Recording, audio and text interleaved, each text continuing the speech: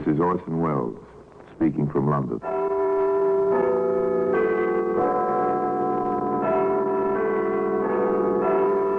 The Black Museum. Here in the grim stone structure on the Thames, which houses Scotland Yard, is a warehouse of homicide.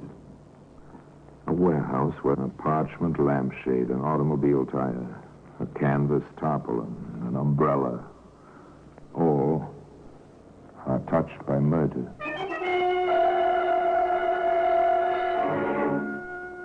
Now, here's a dictionary. It's a familiar object. French into English, English into French. Every high school student knows what these books are like. Word here, phrase there, merci, thank you, merci. And of course, a use common to most young men in countries not their own. Je t'aime. Je t'aime. Oh, you sound so passionate, Jules.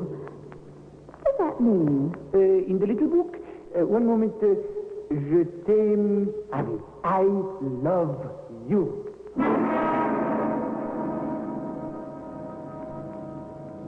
Well, today the dictionary can be seen in the Black Museum.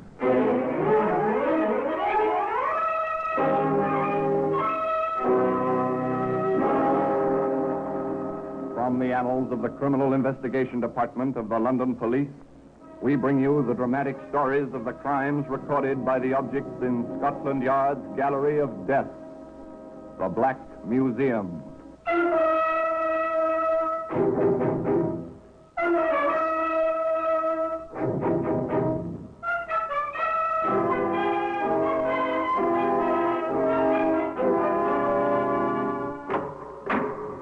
Here we are in the Black Museum. Scotland Yard's Museum of Murder. Not a very pleasant place, but it's interesting. Yes, here lies death. The people who conceived this place must have wished to raise a memorial to death. And here, collected under one roof, are the mementos of the murders from over 100 years. Here's a dart, a feathered dart, made for pleasure, for laughter and friendly terror. This tiny metal tip was dipped in cyanide. A twist of a wrist, flick of an elbow. The dartboard missed. The spectator was scratched. It was an accident. An accident? No, it was murder. Ah, here we are, the dictionary. You want the English for a French word? Here it is, or the French for a word in English. It's here also. Nice idea. All in one book. It's great convenience. Particularly for Jules Gamache, who had a bit of trouble expressing himself to Betty Brown on the beach in southern France. One warm and sunny afternoon. Je t'aime. Je t'aime. Oh, you sound so passionate, Jules. What does that mean? In the little book, one moment, je t'aime, oui. I love you. Right, Jules. And me, a married woman? It was. Love out of a dictionary in the summer in southern France. Of course, this was in 1923. That date's important simply because radio and broadcasting were just beginning. And Jules Gamache was something of an electrical engineer. In fact, he was the only man in a little French seaside town who was able to bring music out of the air. Luc Gallen, how you say in anglais? De Cat's Whisker. So. Maintenant, mes chéris, écoutez. Oh, Jules. But there really is music in these funny rubber earmuffs. Huh? Why, Jules, well, you are bright, aren't you? I love you. I must have you now, today. Parbleu, always. Oh, Jules. A clever Frenchman who knew his way about with women. An Englishwoman vacationing in France. Why was she there? Oh, Jules, if I were a better manager, if we'd be better with Ian, well, I'd never have had the breakdown. I'd never have come to France, and I'd never have met you and your... you and your mom, Clem. Oh, so that was it. But all such items come to an end someday. When summer comes to an end, at least that's the correct calculation. That's the way Betty calculated. Without thinking of her, Jules. Jules? Oui, ma chérie? I have to go home. Oui. Et je viens. I come also. Oh, Jules, that's impossible. However, the usual sighs and protestations, of course. It was just a brief interlude that he was a trifle saddened to let it go. After all, when a woman is crowding 40... She went home anyway to Sussex, to the Binnacle Inn, to security of sorts, and to her husband, Al. Business hasn't been too bad while you were away, Bessie. All the rooms were let this week, and the bar trade was fine.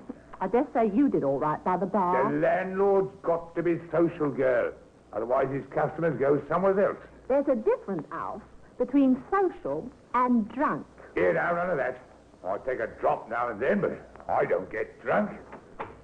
Well, another customer. Business is picking up, and on the hotel side at that. Oh. How can I help you, sir? I have, how you say, one moment, please. I will find the word. Ah, oui, I have come to stay. What do you know? A froggy. Pleased to have you, monsieur. And may I ask how you found us? Well, that is... Monsieur Brown, the merveilleuse Madame Brown is the recommendation for your so select hotel. Is it not so that we have met in Provence, Madame?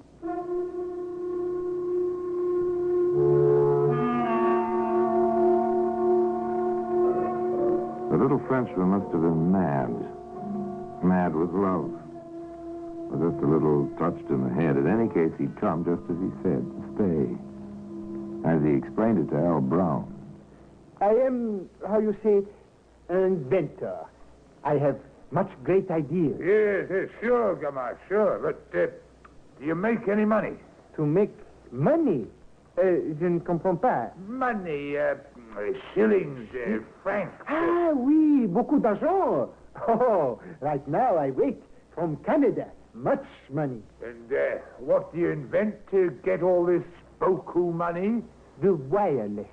I am in the wireless, very much interested. Well, monsieur, if you can get music out of the air, maybe you can get some money out of the same place to pay what you owe us. Huh? You've been here a month now, and we haven't seen a shilling on your board bill. Board bill? Comment? There was another conversation shortly thereafter on the same subject, if not exactly on the same polite level. Look, Bessie, he's your friend. We've got to have some money. How can I ask him for money, even if he is our friend? Yours, not mine.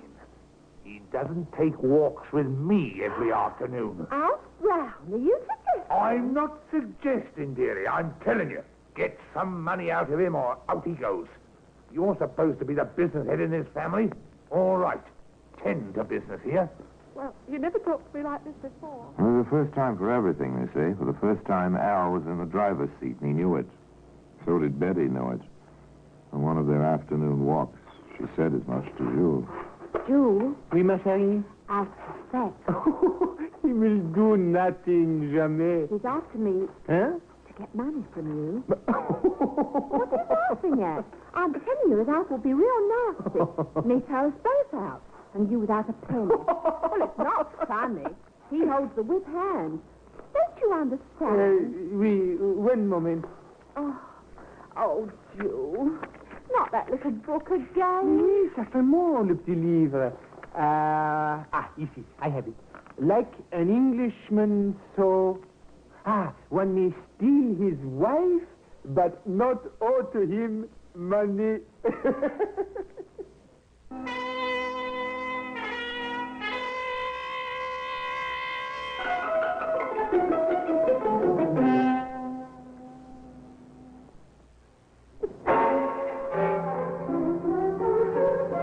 Jules was self-confident, to say the least. He behaved as if he had a plan.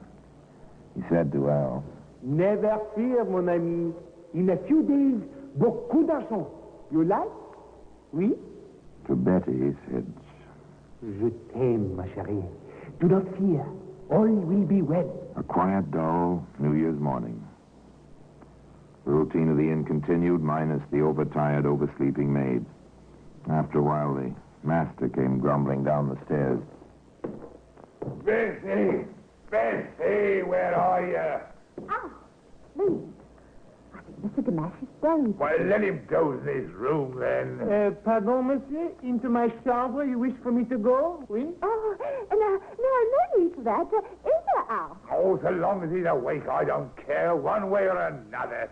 Where's my salt? You know I can't start a day without Miss Salt. I know, dear. They're where you'd expect them to be, on the mantel shelf in their regular place. Oh, yes, I forgot.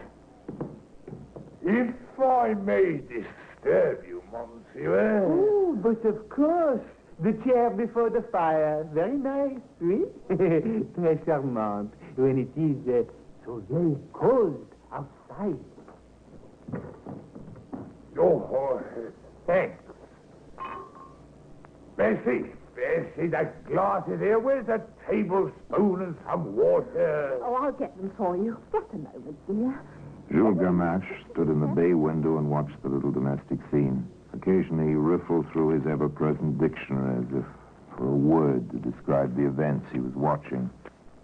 Such inconsequential little events. Betty came trotting back from the kitchen with a tablespoon and a pitcher of water. She put them on the table alongside the salt and glass. Al measured his own dosage, poured it into the glass. Then he poured in the water. Almost mockingly, he raised his glass as if in a toast to the Frenchman standing nearby. Then down the contents of the glass. Oh, those salts taste bitter this morning. Yeah, they are never sweet, no? Nothing sweet about them. Then why complain, dear? You had more to drink than usual last night, so the salts taste more bitter than usual. 1 hour later. Betty, get some help. Oh, it's the cramps. Oh, I can't stand it. It's awful. Oh, Jewel, get a doctor. Call the cook.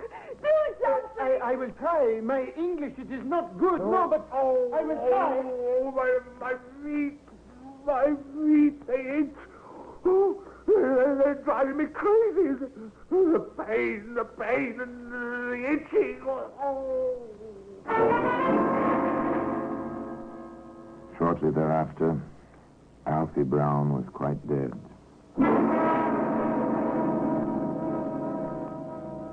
And so the tragedy reached its climax.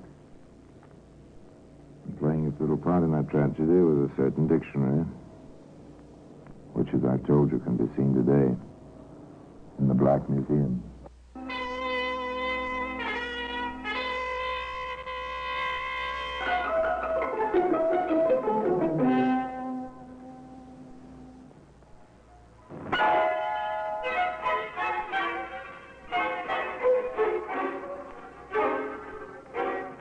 Dr. Westcott, the local physician, was called at once, but far too late.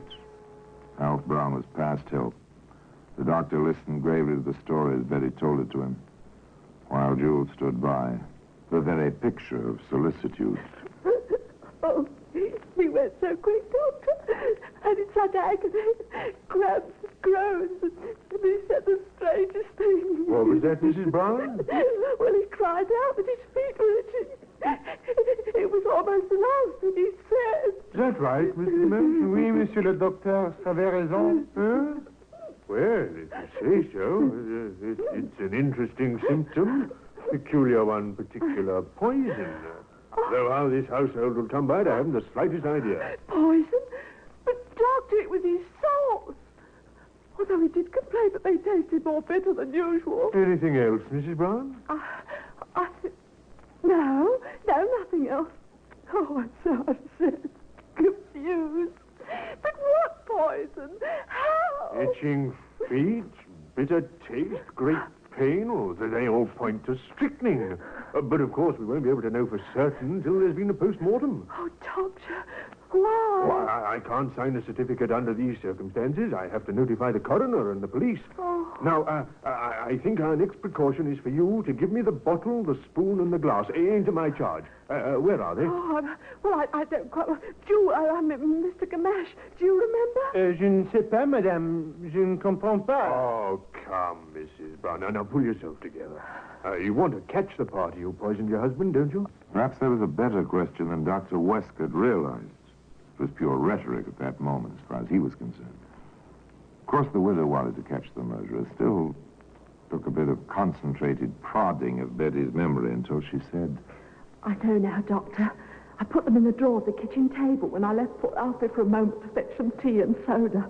I thought it might help. they found the bottle and the glass and the spoon in the kitchen table drawer.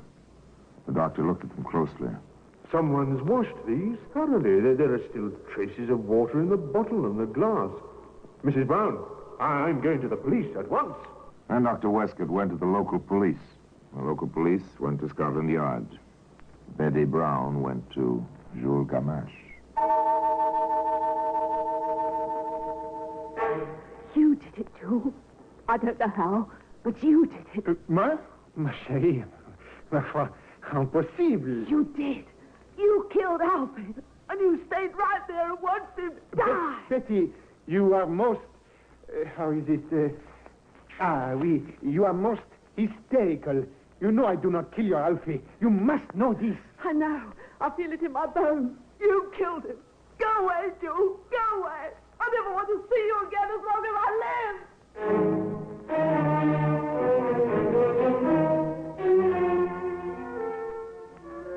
Sadly, as if overwhelmed by the unpredictability of women, Jules Gamache packed his things and left the Binnacle Inn. But he didn't go far. Just to the next village and the next inn. There he waited and watched. Waited to hear from his beloved, now widowed, his Betty. Waited for developments in the case which the coroner's jury had labeled death at the hands of person or persons unknown. The developments were not long in coming. My name is West, Mrs. Brown, Inspector West, Scotland Yard. My credentials. Yes, sir. I have a few questions, particularly concerning the disposal of the poison. I'll try to answer them, Inspector. Do you know who washed out the bottle and glass? No, I'm afraid I don't. I left them in the kitchen. We were all so upset by poor Alfie's suffering. We were rather hysterical, I'm afraid. I understand. No idea on that. I see. Tell me, Mrs. Brown, have you ever used any kind of weed killer in the garden of this inn? No, sir. Not that I know of. Poison for rodents, rats, mice, and so on? No, sir. We've never been troubled by such. Have you any idea who might have wanted to kill your husband, Mrs. Brown? No, I haven't. Thank you very much, Mrs. Brown. If I could... The inspector left the front of the house, so to speak, and visited below stairs. He had a nice talk with the cook over a cup of tea. Mrs. Davis, did you wash out the salts bottle? No, why should I? I've got enough work. And that was New Year's Day. The maid didn't come in. I had to clean up, too. Pity, not much of a New Year in this house. Did you notice the bottle at all? Well, I remember saying to Mrs. Brown that there wasn't much more than a tablespoon left in it. And perhaps she better order another bottle in case Mr. Brown was getting mad if he had none. Now, this is important, Mrs. Davis. Can you place anyone at all, in this kitchen between the time Mrs. Brown brought the bottle in here and the time Dr. Westcott took it away? No one but the Frenchman, sir. Mr. Gamache. I seem to remember, sir. I wouldn't want to get him in no trouble unless he deserved it. But he did come in here and jabber at me. And then he used his little book. Little book? He's got a dictionary. Looks up the French and finds the English. Right comical he is sometimes. I see. Then he looked in his dictionary. And he said bottle. He said something else. I didn't pay much attention. I just pointed at the kitchen drawer. Did he take the bottle out of the drawer? I wouldn't know, sir. For all I know, he just wanted to be sure it was in a safe place. I heard him open and close the drawer, that was all. Then he went out. Did he have a chance to put it back? lots of chances. I was that busy running in and out. That's too bad. Oh, excellent tea, Mr. Davis. The inspector was never a man to accept loose ends. He ran all his leads to earth. This is the approach which brought him finally to where Jules Gamache was staying. Do you accuse me, Inspector? Merely asking routine questions, Mr. Gamache. Did you have any reason to dislike or resent Mr. Brown? None. No, but of course not.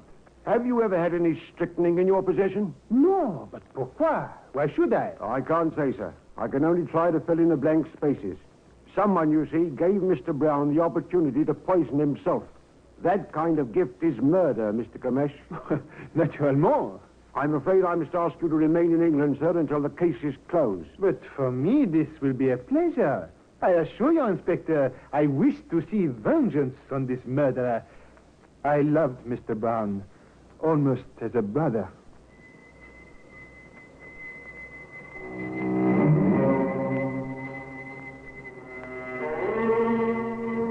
So there it was, a smooth, blank wall for Scotland Yard to face and search for some crack somewhere. The interest in the case simmered down. Nothing was happening. Then the newspapers picked up a lead, something so fantastic, the men assigned to watch the Binnacle Inn and its neighborhood hardly believed their own ears. It seems that Jules Gamache began to write letters. And to the police.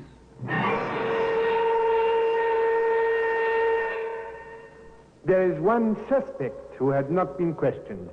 A man long subject to Alfred Brown's whims and temper. The pot washer at the inn, known to me only as Georges.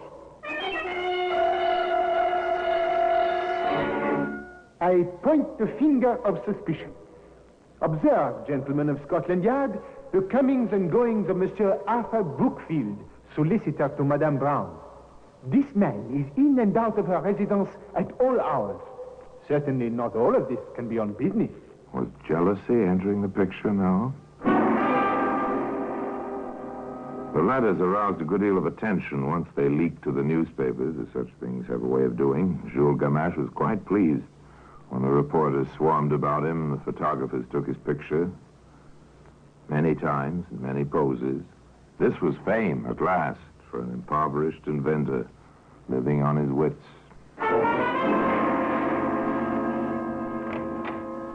Come in, sir. You asked to see me on the Brown case. Yes, sir.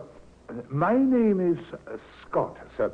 I'm the owner of a chemist's shop in Woking. Not too far from the Binnacle Inn, is it? Just far enough to miss some of the news, but this morning I saw this newspaper. Ah, yes, our French friend. Do you know him? He was a customer of mine a few weeks back, just before Christmas. Go on, Mr. Scott. He asked for strychnine. Oh, what excuse did he give? Oh, something about experiments in the wireless. He kept consulting a small English-French dictionary to express himself. The wireless, yes, that's the new excuse. Although why they should think the wireless operations entail the use of poisons is beyond me. Did you sell him any? I did. I made him sign the poison book. The name he used was Hatch. Mr. Scott, do you think you can identify this man among a dozen others?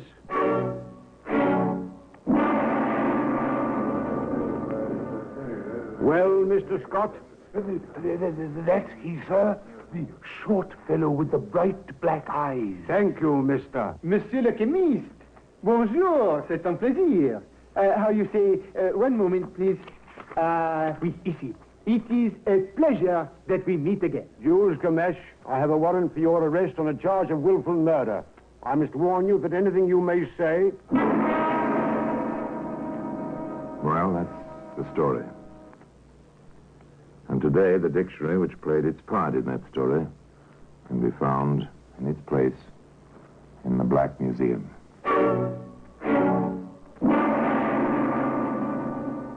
Orson Welles will be back with you in just a moment. Truly a strange, impassioned little man, that Jules Gamache. He's half crazy, half sane. You wonder about him. And you know, to add to the dilemma of his personality, is one last point. While Jules was awaiting execution, he wrote another letter to Inspector West, stating that shortly after the death of Al Brown, he, Jules, saw a woman. Whether the woman was the cook or his beloved Betty, he didn't know, secrete something behind some loose bricks in the garden wall at the Binnacle Inn. Of course, the police investigated. They found 2 small jugs, one with crystalline strychnine in it, and the other with a solution of the same poison. Now, the question is, did Jules Gamache put those jugs there himself, or did one of the women? And if the latter, why did Gamache wait until just before his death to reveal this? Was it some odd form of gallantry? Well, I guess no one will ever know. And now until next time, till we meet in the same place and I tell you another story about the Black Museum, I remain, as always, obediently yours.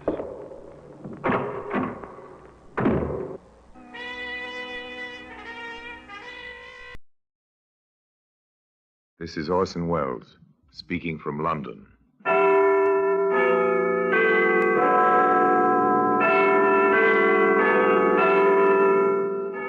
The Black Museum. Here in the grim stone structure on the Thames, which houses Scotland Yard, is a warehouse of homicide, where everyday objects, an ink bottle, a child's raincoat, a sofa pillow, all are touched by murder.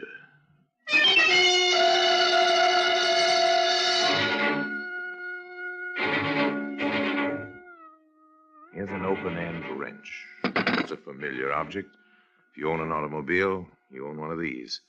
At the very least, you've seen a mechanic use one. The steel shaft about 8 inches long, the shaft bulging into a curve shaped like a horseshoe, which fits a bolt exactly. Simple tool, almost beautiful in its slim efficiency. Well made, isn't it, Inspector? We're familiar with these things, Doctor. They're quite common as weapons. Yes, of course. One's skull could be cracked rather efficaciously if this were brought down hard on it.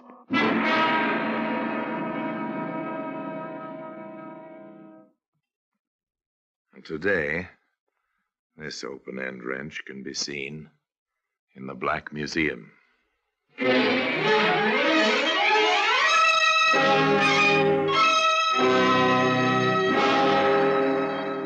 From the annals of the Criminal Investigation Department of the London Police, we bring you the dramatic stories of the crimes recorded by the objects in Scotland Yard's Gallery of Death, the Black Museum.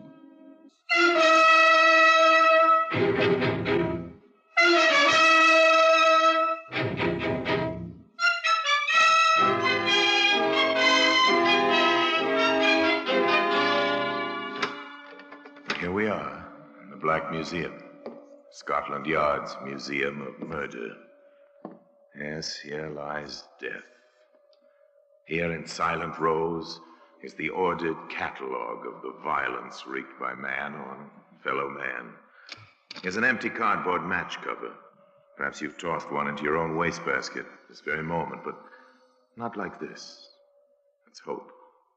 No, from this one, the sulfur-headed matches were ripped to start a fire. A woman died in the burning building. Later, a man died at the end of a rope, trapped by the printed advertisement on this match cover.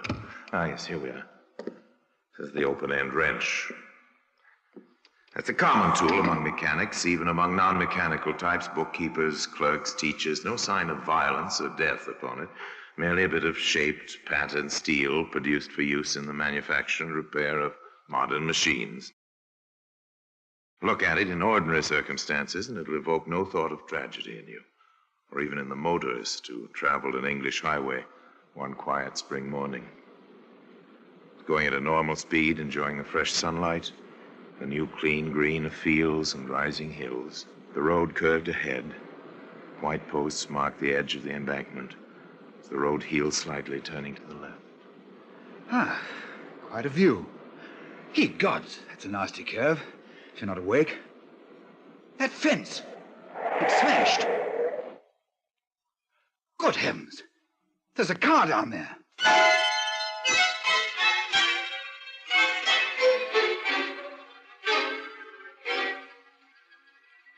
It's minutes only until he's back in his own car, speeding toward the nearest town, toward the nearest police station. There. Constable, there's a wreck on the curve about a mile south of here. You have anything to do with it, mister? What? No, of course not. I noticed the broken fence and saw the car down the hill. I say, there seems to be a woman in it. Look, you'd better come. Bring help. The doctor, who was also the local coroner, needed little time to determine which of his functions were called for at the wreck. She's been past help for hours. Must have gone off the road during the night. I've notified the superintendent about the accident, Doctor. Yes, well, you fellows will want to trace the car. Any identification on the body? Nothing in the woman's purse, sir. There ought to be laundry or dry cleaner's marks. It's pretty hard to stay identified these days, Doctor. Yes, of course. You can tell the ambulance men to take her to the hospital. Hospital, sir? Or autopsy. I can't just sign a certificate accidental death, you know, Constable. Yes, sir. Very well, sir.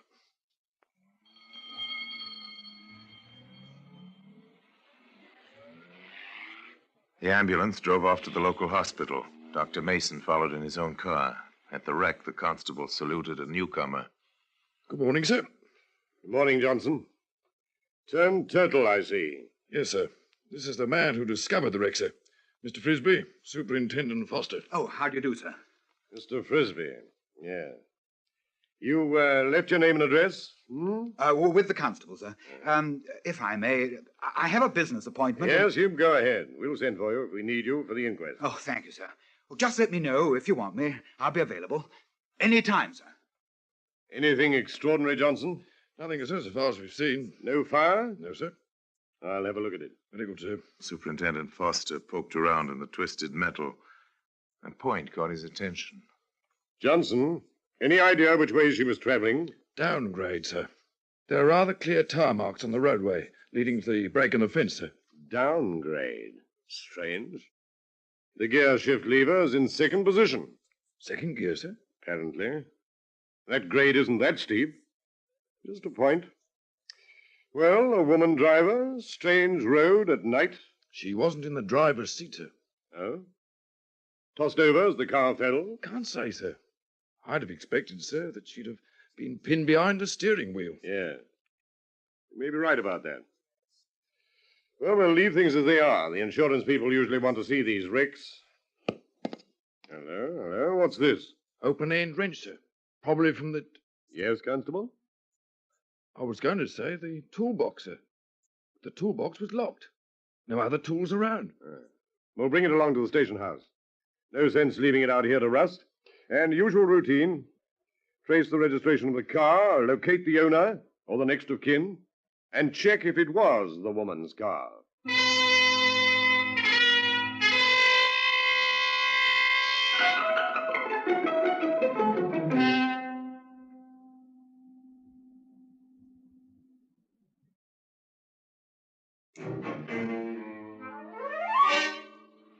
The usual routine for another auto accident.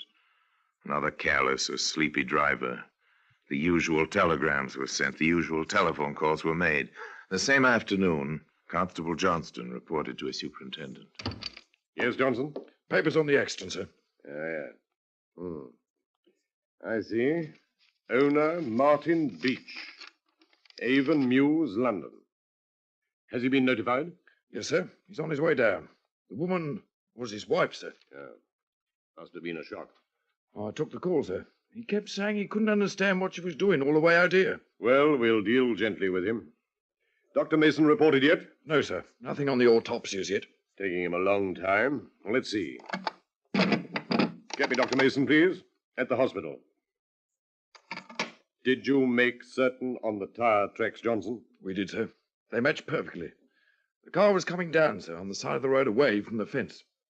It seems to have swerved suddenly, just above the curve, and made rather a beeline for the edge. Are you suggesting she went over purposely, Johnson? No, sir. It seemed like a point, sir.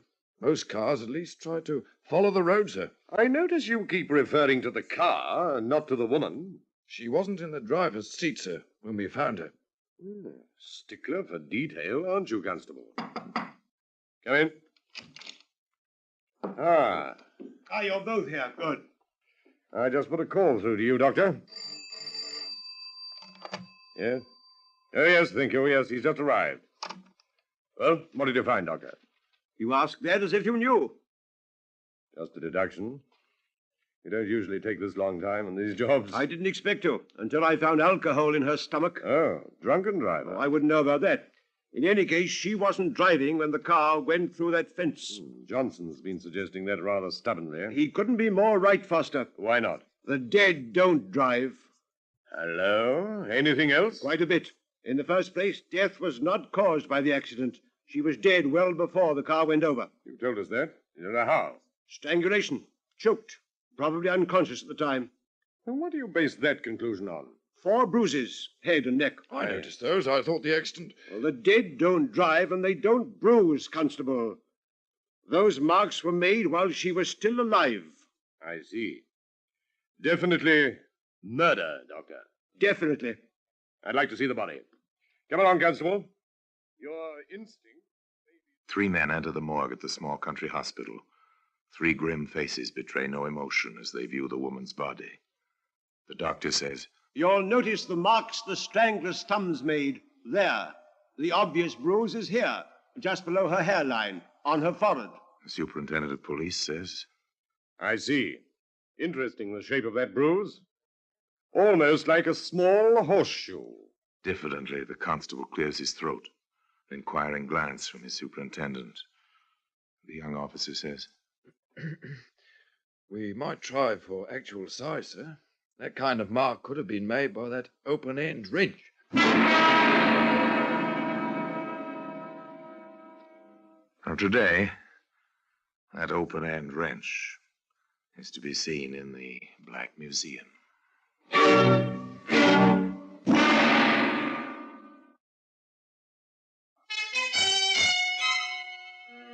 The doctor placed the bulged end of the tool against the woman's forehead. The 3 men stood there silently a moment. The constable spoke. No question about it, is there, sir? Not as far as I can see. Johnson, when this Beach fellow arrives, say nothing about any of this. And I shall want a trunk call placed immediately. I want to speak with Inspector Hall at Scotland Yard. The ponderous, inevitable juggernaut that is police work began to move, gained momentum. A fast car brought Inspector Hall and Sergeant Williams from the yard before train connections permitted the arrival of Martin Beach. The inspector listened intently as Superintendent Foster outlined the details. Then, quietly, no fuss, no newspaper headlines. Detectives were dispatched to run a check. Shortly thereafter, a grief-stricken husband arrived at the station house in the company of Dr. Mason. There's no question about my identification, Superintendent. Dr. Mason will bear me out. I knew her the moment that is... Doctor. Yes, it's Mrs. Beach. I can't understand it. I simply can't. She was a good driver, better than I. How did it happen that she was out alone? We lived a quiet life. Avon Mews is in a suburb of London, really. She'd often take the car for a drive. I'd go to sleep. I had to get up early. My business is in the city. She said she wanted some fresh air last night. I didn't miss her until I woke this morning. I can't understand it.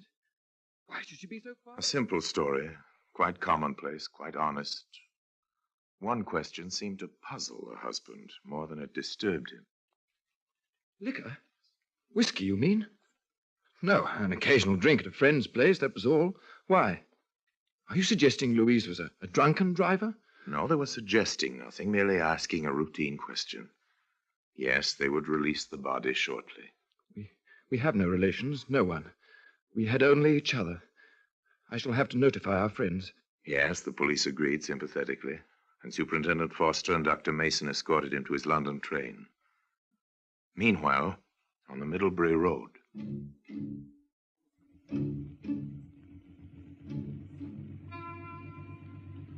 Your name, Carey? Yes, sir. My name's Williams, CID.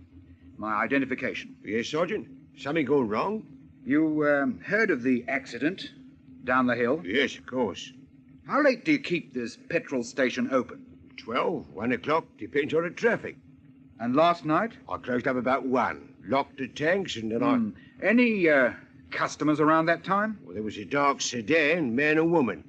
You got a good look at the woman? He was driving, bought 5 gallons. She was asleep in the front seat.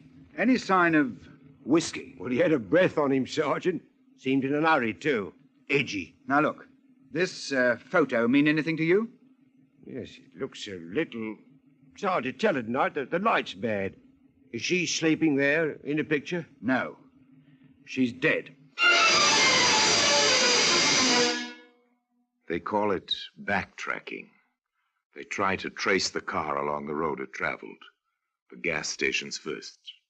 In this case, where whiskey was present, the taverns and the inns were checked as well. You're the landlord here? Yes, sir. My wife said you're the police. Yes. We're trying to trace a man and a woman. This picture mean anything to you? Yes, sir. She was here last night, till closing time. Had a bit too much, I'm afraid, sir. Yeah. Was she alone? No, sir. No, with a shortish fella. Dark, quiet, in a nervous sort of way. I remember, 'cause, well, he wanted to buy a bottle, but I'd none to spare. And I rather thought what with driving and all, they'd already had enough.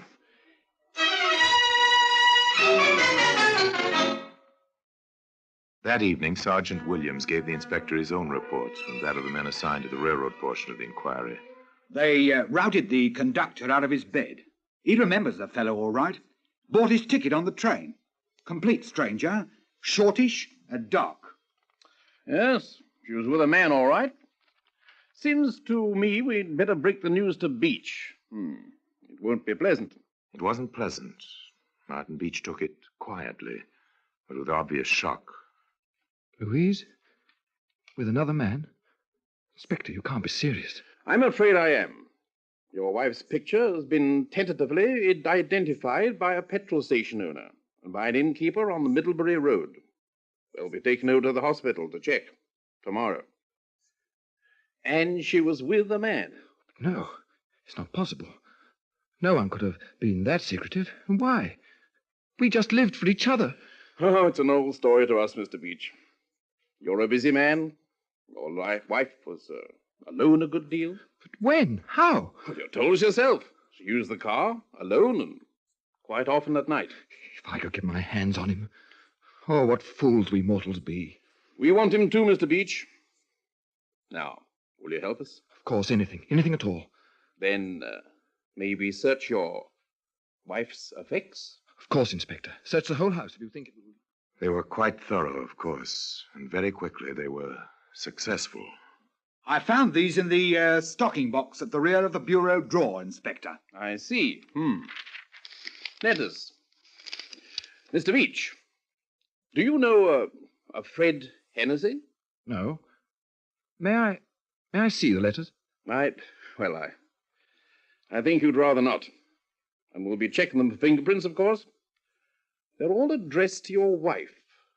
The last one makes the arrangements for a meeting place with the car. Is there a return address, Inspector? There is. Good luck, Inspector.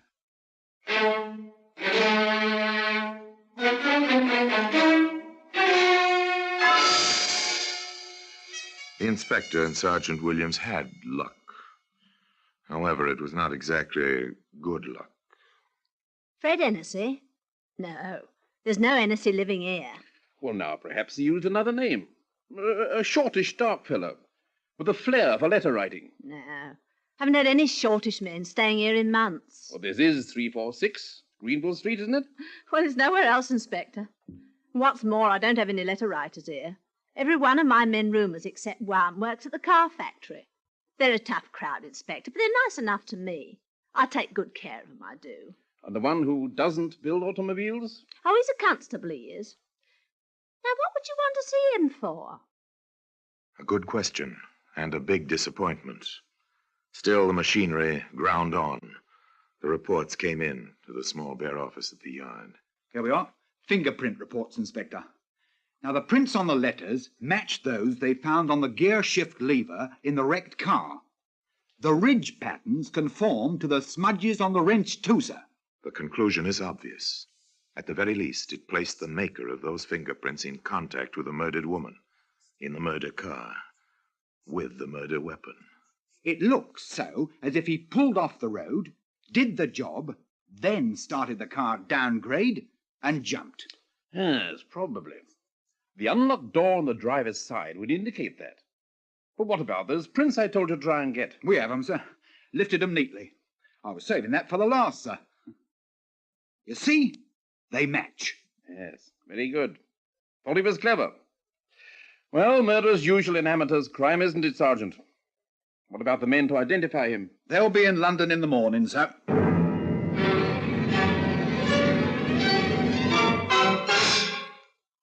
To Sergeant Williams, the case seemed complete. The inspector was still somewhat cautious.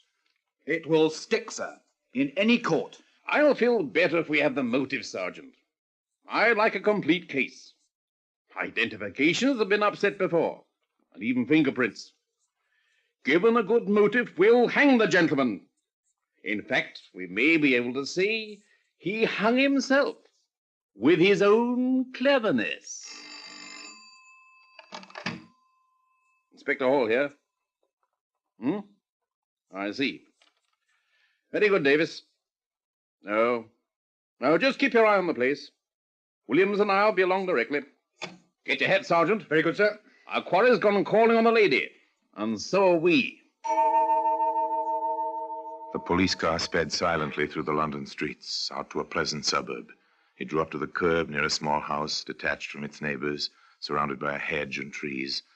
A man stepped out of the shadows, spoke softly to the inspector. He remained at the car as the inspector and the sergeant walked to the front door of the house and rang the bell. Yes? Miss Jaffrey? Miss Dorothy Jaffrey? That's right. My name is Hall, CID. My identification. May we come in? Why, yes. Why not? Thank you. What can I do for you? Well, as a matter of fact, Miss Jaffrey, we stopped by to see your caller, Mr. Martin Beach, I believe. Inspector. Well, this is a pleasure to see you all the way out here. Is it, Mr. Beach? Of course. You know why we're here, don't you? I assume you saw me come by. Wait a minute. What's going on here? Don't you know, Miss Jaffrey? I know CID inspectors just don't drop in or come by. Martin, have you been up to something? Stay out of this, Dorothy. I'll not stay out of it. If we're to be married, I've a right to know. We've dropped by to tell Mr. Beach about his wife. Wife? You never mentioned a wife, Martin. You're not arresting me, Inspector. I was home and asleep when she was killed. The innkeeper says not Beach. So does the petrol station owner. So does the conductor of the train you took back to London from Middlebury. I said you're not taking me in. You're not! You're not! Inspector, there are French doors into the garden. Your house is well covered front and back, Miss Jaffrey. He won't get far. That's his warning. He'll stop running now. Oh, this is not the expected way to break an engagement to be married. Yes, I understand, miss. But you'll get over it. This manner of ending a relationship is far less permanent than the one your fiancé used to gain his freedom from his wife. You know, miss, the chances are quite good that they've got away with it. If he hadn't written some fake love letters and forgotten to hide a certain open-end wrench. And today, the open-end wrench can be seen in its special place in the Black Museum.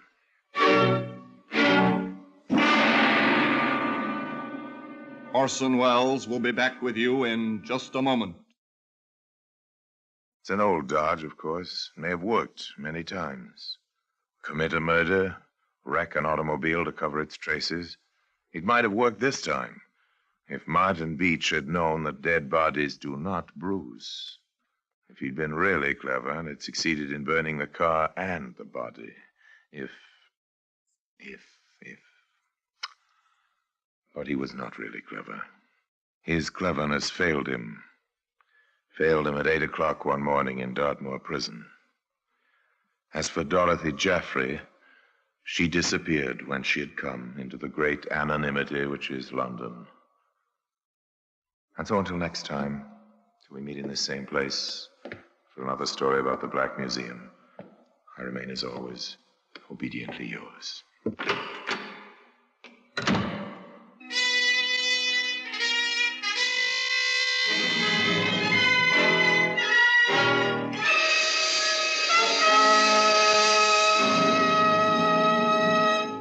Wells, speaking from London.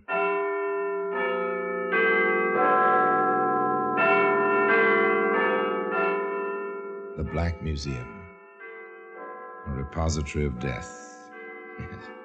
Here in the grim stone structure on the Thames, which houses Scotland Yard, you'll find a warehouse of homicide, where everyday objects, a brass lamp, a nail file, a lady's hatpin, all are touched by murder. Here's a receipt. A receipt for payment for 10 gallons of gasoline. Familiar object. You've had them many times yourself if you drive a car, but this particular receipt. Your receipt, Inspector. Tanks full, oil and water fine. Thank you. Quite a receipt you hand out. Me partner's idea. He likes it. Look at this, Sergeant. Stamped with a gallows, complete with corpse, and marked settled. Rather appropriate, eh? Well, today, as I told you, this receipt lies in its proper place, an honored place, in the Black Museum.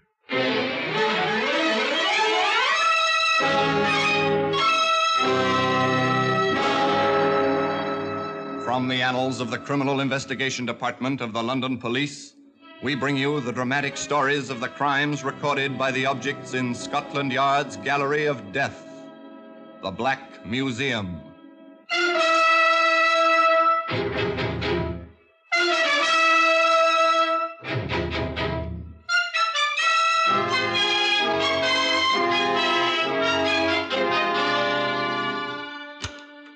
Here we are, the Black Museum.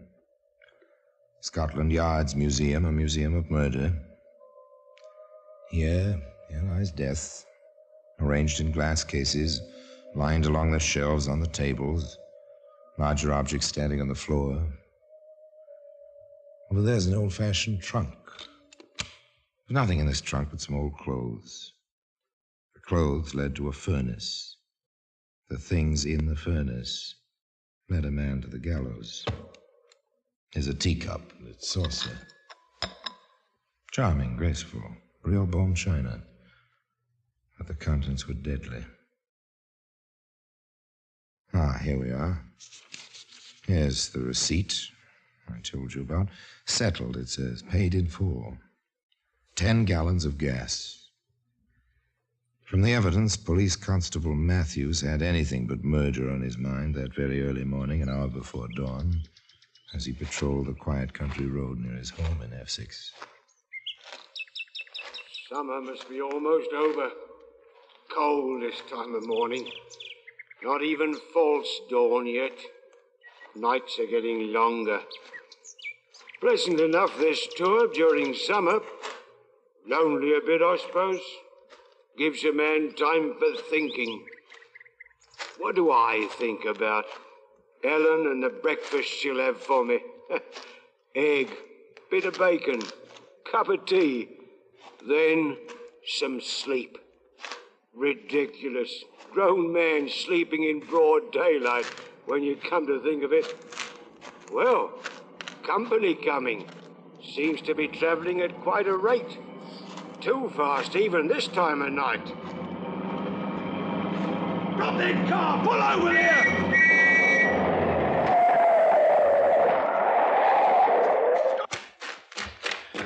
I know that car. Never saw him drive like that before. Well, I must say, sir, you're going rather fast. Oh. What's the idea, Constable? I'm in a hurry. Yes, so it seems. Let me see your license. I know how to drive. Where'd you come from? Longridge Garage. It's a long way from here. Called out on an emergency. I said I'm in a hurry to get back now. And this car is yours? Oh, it's mine. Oh, another of you. In the back seat. Can't you keep that flashlight out of my eyes? What's the number of this car? See for yourself. It's on the plates. I know the number. Do you? What is this, an investigation? If you want it that way...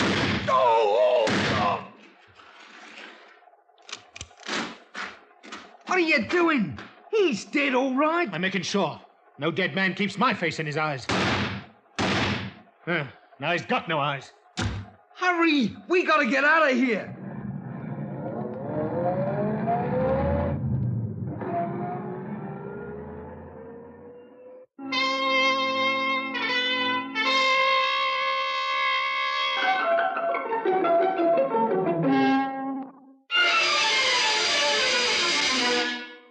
In the ditch where he'd fallen, bloody face turned skyward, policeman Constable Matthews didn't see the dawn. Later that morning, another man trudged along that Essex road, meal sack on shoulder, busy with his own thoughts, until... Good! It's Matthews. Or what's left of him. Oh, what a rotten way to die. Here, I'll have to get help. Help was very soon coming. First the local police, then the wires to London hummed with the word. Can you leave the body where it is? I expect so, Inspector. He won't worry about it, poor fellow. Very well. I'll be down from the yard as soon as I can get a car. Inspector Manson and Sergeant Wright left Scotland Yard, careening out of the gates on two wheels, and roared out of London and into Essex. They set a record reaching the scene of the crime. The two policemen, quiet in their plain clothes, asked the local constable to move the crowd of curious well back from the body. Then the team from the yard went to work. A rotten killing, Inspector. Bad as I've seen. 4 bullets where one would have been enough. It looks like a cop hater, Inspector. Turn cop killer. Lift the head a moment. Right, sir. Here they are. 2 slugs. 45. Went right through him. Oh, we never had a chance. The angle of the cheek wound, sir. From below and to the side. Back seat of the car he stopped. Tire marks, Inspector? Right here. In the shoulder of the road. And deep enough for casts. Still holding his pencil. It's what we're all afraid of on traffic duty. What's your number and the shots. That's all. I still don't get the eyes, Inspector. Old story. Legend. When a criminal shoots a policeman, the criminal's image is supposed to be imprinted on the poor fellow's retinas. Just superstition. Let's go, Sergeant.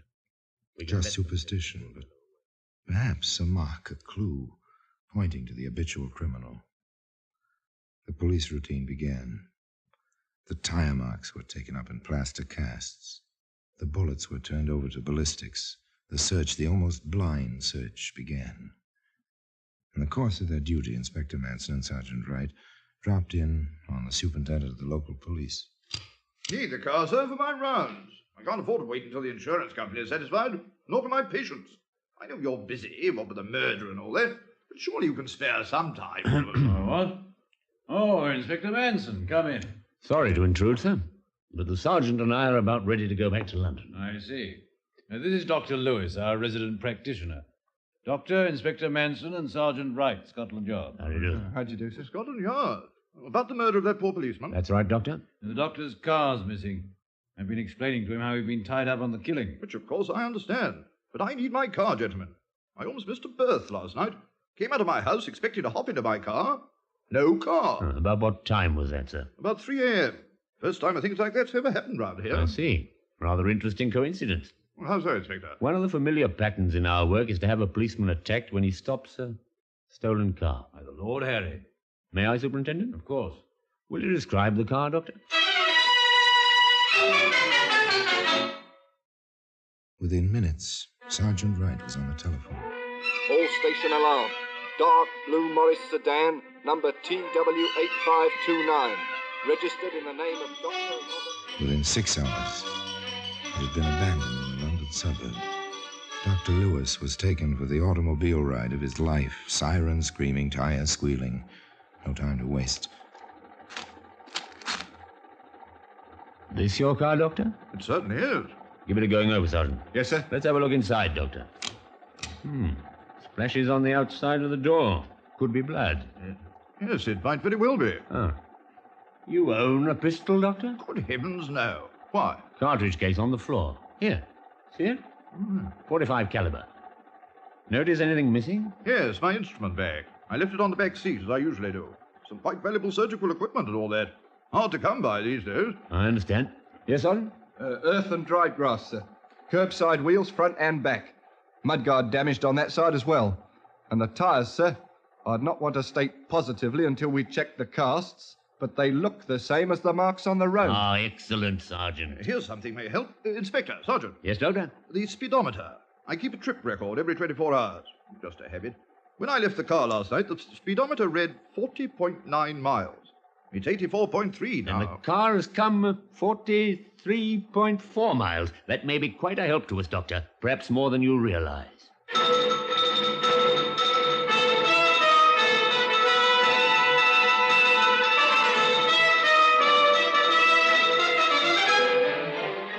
The first point which came to mind as the inspector and the sergeant drove back to Scotland Yard. 43 miles. Took a lot of back roads. Whoever it was must be known. No fingerprints in the car either. Then next, as the car turned into the yard. He must know Essex rather well. An angle worth working on. A little while later, with a pile of dossiers on his desk, the inspector said, What do you think of this one, Sergeant? Thomas Green, also known as Greenie Thomas, and Ted Grenville. Convicted 1920, possession of firearms. Convicted fraud and forgery. Convicted car theft. So, known as operator garage in Eastwood, Essex. Alters stolen cars. Knows Essex, doesn't he? He's a possibility, sir. Habitual. Fits the rest of the characteristics. Shall we have Mr. Green in, Sergeant? Yes, sir. Operator, hue and cry message to all stations. Photo for posting will follow shortly. Wanted for questioning, Tom Green, also known as Greenie So Thomas. far, so good. Maybe they were on the right track, maybe not. The alarm went out. Out to every station house and crossroads in England. Every policeman from the south coast to the border of Scotland was alerted for Mr. Thomas Green, also known as Greenie Thomas, and so forth. Result? Nothing. No, not a sign. Not a trace. Here's something, Sergeant. Police in Lancashire picked up a fellow answering Green's description. He confessed to a burglary to prove he wasn't in Essex the night Matthews was shot. I imagine they know we don't like cop killers. No, they don't like cop killers. But they still had no trace of the suspect. None at all. For 7 long weeks.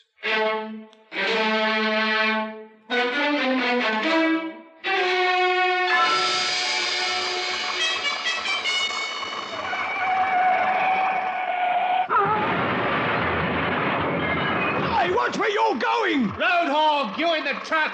Serves you right. Yeah? Wanna make something of it? Hey, what's going on here? I'll have to report this, you know. This man forced me into the wall. Is that correct, sir? You're Green. There's an order out for you. Keep back, driver, or you'll get it too. Dirty rotten. Get the number! Get the number of that car! I can't see! I got it, lad. GR5607. Well, today, as I told you, this receipt lies in its proper place. An honored place. In the Black Museum.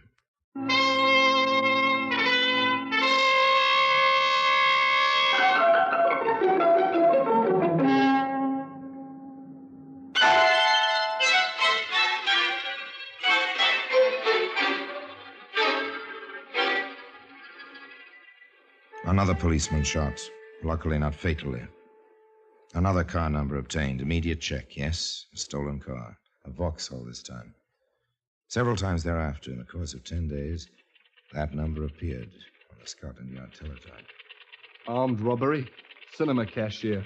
Lone thief seen leaving area in car number GR5607. That's Green, all right. He's broken cover with a vengeance. Here it is again, Sergeant. Same number. This time he held up a railway station. He's made another stop, sir. This time a bank messenger. Same car, same number, GR5607. Inspector Manson here. Sergeant Wright, sir. Report from Sheffield. They've got the Vauxhall Green was using. He sold it to a used car dealer. Man suspected of being a fence. Meet me at the gate, Sergeant. We are going to Sheffield.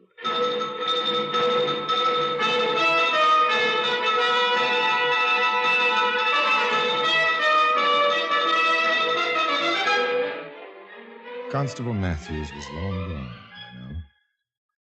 Several weeks, in fact. But the wheels of vengeance for his unnecessary death ground on. In Sheffield, Inspector Manson talked briefly and to the point. Now get this straight. The man who sold you this car is wanted on suspicion of murder. Hold out on us and you'll be an accessory after the fact. We'll see to that. That was I to know, Inspector. He had owner's papers. They looked all right. I paid him in good faith, I did. Save it. You received stolen goods. Now then, what do you know about this man? Nothing, sir, nothing. Tell him, Sergeant. You know plenty. We happen to have checked. You were associated with him in a garage business in Essex. Now talk. I'm honest. I didn't know nothing. He told me he got the Vauxhall through a garage he's interested in Battersea. You can't pin anything. Back to London. The chase seemed getting warmer. Outside the garage in Battersea, Inspector Manson and Sergeant Wright sat in their parked car and waited. Car coming this way, sir. The light's in the rear-view mirror. I see it, Sergeant. Patience, Sergeant. He's only turning in. I caught his face in the lights, sir. It's Green, all right. Chauffeur's outfit. Let's go. Take care. He's left the car on the ramp, sir. Yes, probably gone to change his clothes. Check the car, Sergeant. Side pocket of the door. Right, sir. A Webley 45, Inspector. A 45. Let's get him. Listen a moment. He's in there. Take care of the door, Sergeant. Yes, sir. What's the meaning of this? What do you want? You, Green. Let go, copper. If I had my gun... Oh, thanks, sir. He almost had me. Put the cuffs on him. We'll take the Webley and get him back to the yard. Hello? What's this on the workbench? Medical case, sir. Initials on it, RL. For Robert Lewis, Inspector? I wouldn't be surprised. Let's go, Sergeant, and you needn't be too gentle with him. At long last, Tom Green, alias Greenie Thomas, was in custody. And a none too pleasant customer, this fellow. Hey, when do I get something to eat, copper? We'll get to that. You're in for questioning on a possible murder charge. I must warn you, anything you may say...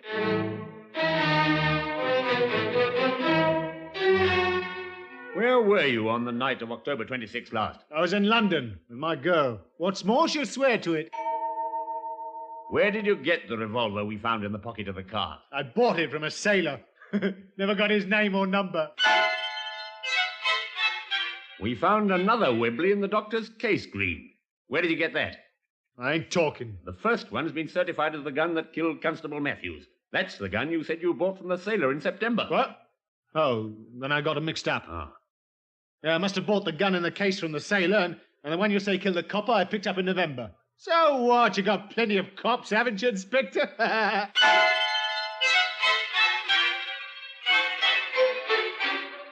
How are we coming on the check of Green's friends, Sergeant? All accounted for and all with alibis, except this fella Davis. Yes, it's funny about him. Yeah? What? Well, he spent most of his life in stir. But the last time he got out, he upped and married.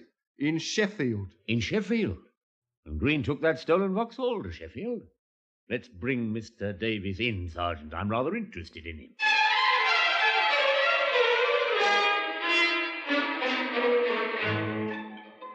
Once again, the two police officers drove their car in the direction of Sheffield. Along the road, they stopped at a service station. 10 gallons of gasoline, and a look at the oil and water. They pay the attendant and ask for a receipt. Vouchers will have to be signed in the usual police routine. Your receipt, Inspector. Tanks full, oil and water fine. Thank you. Quite a receipt you hand out. My partner's idea. He likes it. Look at this, Sergeant. Stamped with a gallows, complete with corpse. And marked settled. Rather appropriate, eh?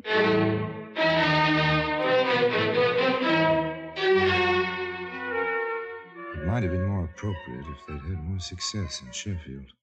Too late, Inspector. Our bird flown? Yes, sir. Left town the day before yesterday. The day we picked up Green. Oh, I see. Well, we'll find him. I'm beginning to feel more like a tracer of missing persons than an officer on a murder case. The familiar police machinery went back into action. The underworld was watched. The hue and cry message went to all stations. Within a few days this time, word came through. Davis has been seen with his wife in Liverpool, sir. All right, Sergeant. We'll travel.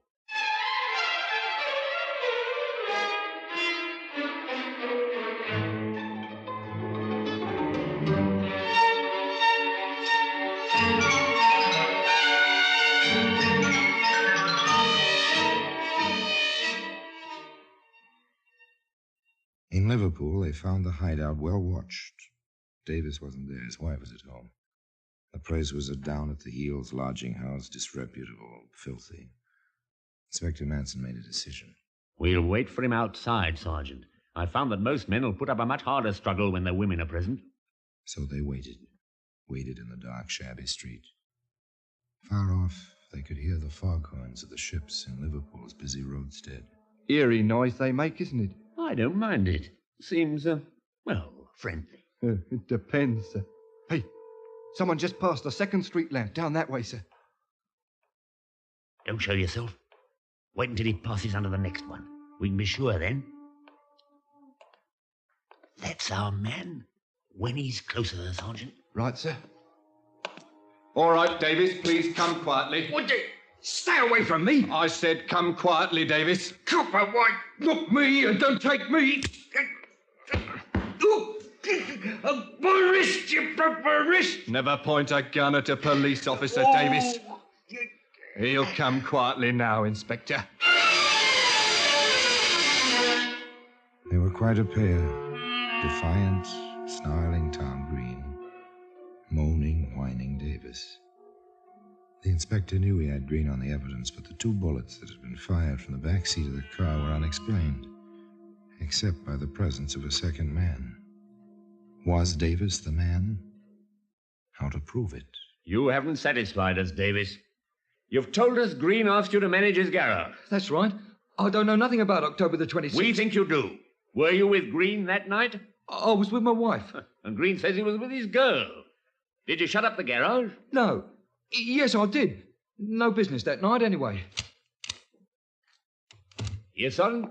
A note for you, sir. Thank you. I see. Thank you. All right, Davis. Green's talked. There's nothing to talk about. He says you pulled the trigger. He says he was already in gear, and Ridgway was going to let you go when you fired from the back seat. The cop had his foot on the running board. I never did a thing. Nice timing, Sergeant. I think you'd better talk, Davis. You're for it in any case. Speak up, man. All right. Yeah, sure I was with Green that night. We picked a car to swipe down there in that Essex village. A doctor's car. We had to work fast. A dog started barking. We pushed the thing from in front of the house and got in. Greenie was driving. We'd have been fine, but that dumb cop had to stop us. He knew the car. Thought it was the doctor. But I didn't kill nobody. It was Greenie. All the way it was Greenie. I never killed nobody. Nobody. I tell you, I didn't kill nobody. Nobody. All finished, Davis? Would you like to see the note Sergeant Wright handed me? No, I don't want to look. A receipt, Davis, for 10 gallons of petrol, stamped with a gallows and marked settled. And today, as I told you, that receipt can be found in a place of special honor in the Black Museum.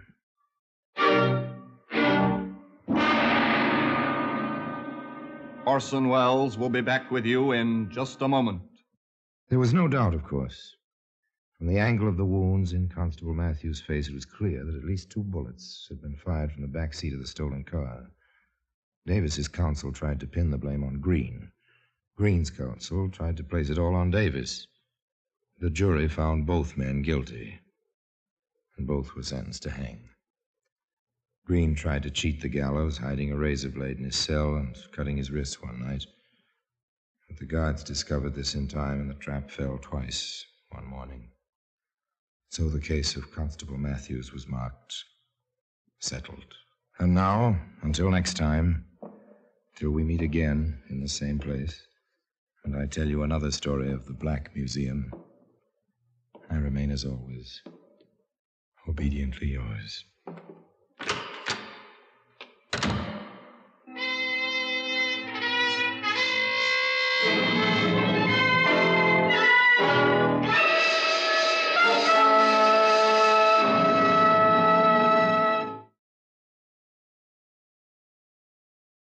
This is Orson Welles, speaking from London.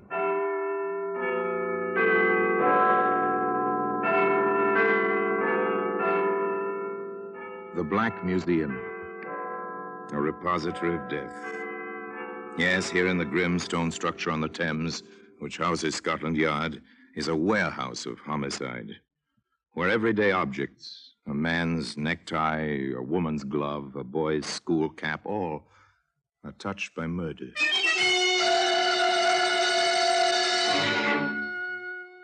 Now, here's a champagne glass. That's a familiar object, long stem, delicate curve, shining crystal. This fragile object belongs to New Year's Eve, to weddings and to anniversaries. Funny about things like this, Sergeant? Funny, sir? I'd say that one was loaded. I meant funny in a philosophical sense, Sergeant. Funny how human beings can take an article meant for happiness and use it for tragedy. Well, anyway, that champagne glass can be found today in the Black Museum.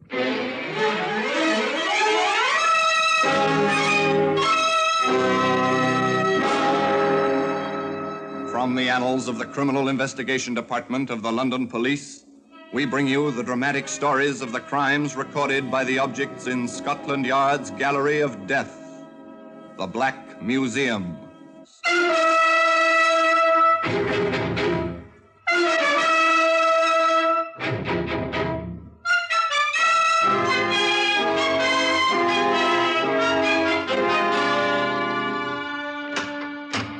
Well, here we are in the Black Museum. Scotland Yard's Museum of Murder. This place echoes with violent death.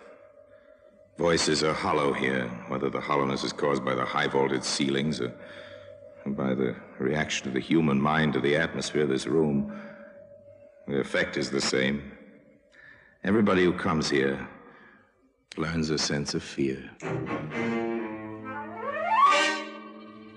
It's natural, because here lies death. Death, cruel, unnecessary, vengeful, greedy. Still the kind of death brought by one man or one woman on another. This is a record to be studied not merely by criminologists, but by every student of man's inhumanity to man. Here's an iron skillet. It's heavy in your hand, the kind of kitchen utensil your grandmother used. Well balanced, quite suitable for frying eggs or veal chops, or for bashing a skull, perhaps. There's little doubt as to the use which brought this particular skillet here. Yes. And here's the champagne glass. It's well designed, graceful. You could place it with a companion on a silver tray, as Colonel Harry Reid did. You could pop a cork and then fill the glasses, as Colonel Harry Reid did. And you might say, as the dapper colonel did, To you, my dear Elizabeth, to your return and your complete recovery. I wish I could drink to that wholeheartedly, Harry. Really, I do. Well, why not, my dear? You've been released. You're... That's it exactly. I've been released. Not merely sent home from a hospital, so to speak. After all, the hospital I was in had bars on the windows. Oh, I insist, my dear, that you touch glasses with me and drink at once. That's no way to talk. But, Harry, Ah, there are no buts, Elizabeth. Many people have had nervous breakdowns, and the vast majority of them have recovered. Very well, Harry, dear. But not to me, to you. The most patient of husbands in the world. So they drank the champagne, and all was well. It's very pleasant, very relaxing, reassuring. But the world is always too much with us, and the colonel finally had to say, You rest until dinner, Elizabeth. I have a brief appointment with my solicitor, Davis. You remember him? Must you dare tonight? Well, it's at his request. I won't be long. And the colonel kissed his wife, and the colonel went off to his appointment. It's 6 months now, Reed. One way or the other, the matter ought to be settled. I assure you, Davis, there's nothing to worry about. These things take time. There's been plenty of time. Look, Reed, if you don't want to complete the deal, return the £500. But it's not up to me. My client... Your client indicated willingness to dispose of the property. My client paid the deposit in good faith. We consider it a binder on the contract. We've waited 6 months. Your £500 is quite safe, Davis. You can reassure your client. And on my side, we'll go through with the deal as soon as everything is clear. Well, I certainly hope so. My people want to take possession. And they shall. They shall indeed. And soon. Meanwhile, there's no reason for misunderstanding between us, is there? After all, we live in the same small town. We see each other constantly. You know, John, I've often wondered why we don't see more of each other. Oh, socially, that is. Rather a changeable fellow, the colonel, isn't he? There were other changes ahead, more serious ones. They first came to somewhat public notice the night our colonel called Dr. Ashley to his home.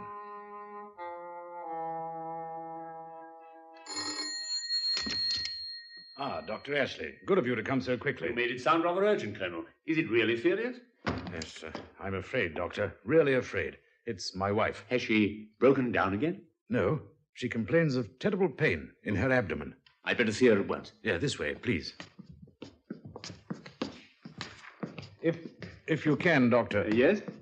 She seems to me to be as much frightened as she is in pain. Oh? What exactly do you mean by that? Frightened that, that her pain is in her imagination. I see. Oh, very well. I'll bear that in mind, Colonel. In here.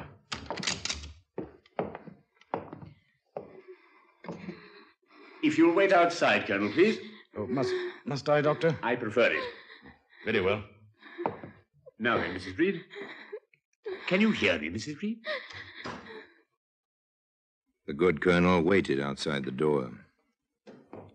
Up and down, back and forth, he paced, almost as if he were once again on guard duty. Grim-faced, tense, he waited. At long last. You'd better come in, Colonel. Quick. Doctor, is she... I'm afraid so. I've done everything I can.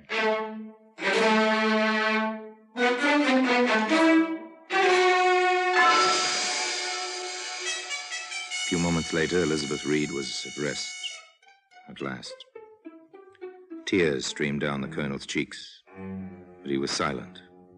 There seemed nothing to say. The doctor led him away and told him gently. It was acute gastritis. And her heart. You'll want the minister, I assume, and the mortician. I'll send the certificate over. Natural causes.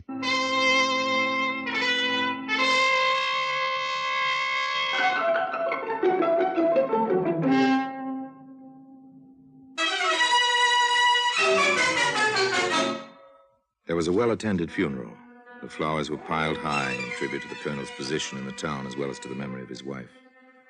And then the colonel resumed his life, somewhat more lonely but still active, bearing himself in military fashion as he went about his small real estate business, and time drifted by. 1 month, 2, and then one day on the main street. Good morning, Colonel. Ah, Davis, good to see you. I've hesitated discussing this, your recent bereavement and so on, but don't you think we need to close our deal, Reed? Oh, yes, yes, of course. Well, that is, I'm rather by myself these days. Would you care to join me for tea or a bit something stronger one afternoon? You say when, Reed. I'll be glad to. Excellent. Then, shall we say tomorrow, 5-ish? Why not? Your place or mine? Oh, mine, of course. Delighted to have you. Have a scone, old man. Really excellent. My housekeeper has quite the touch. Thank you, I will. Almost as if we were a pair of elderly ladies. Tea and scone. Two gentlemen, somewhat past middle age, enjoying tea and scones and making ready to discuss business. In fact, they did discuss business. The £500 deposit and the pending deal. And John Davis went home quite satisfied. John Davis went home and a little later called Dr. Ashley.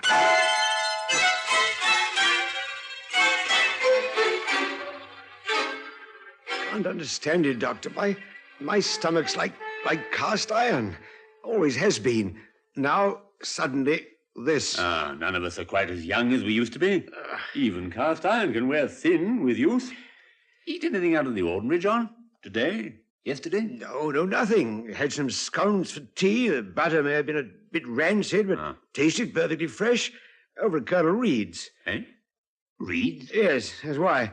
We had a little business to discuss. He asked me over. Seems quite lonely since his wife passed on, so I went, mostly to keep him company. Oh, nice of you. Well, just take the prescription I'm leaving you. Rest a day or two. You'll be all right. What's wrong, Doctor? Oh, nothing. Just a quirk of memory. Oh?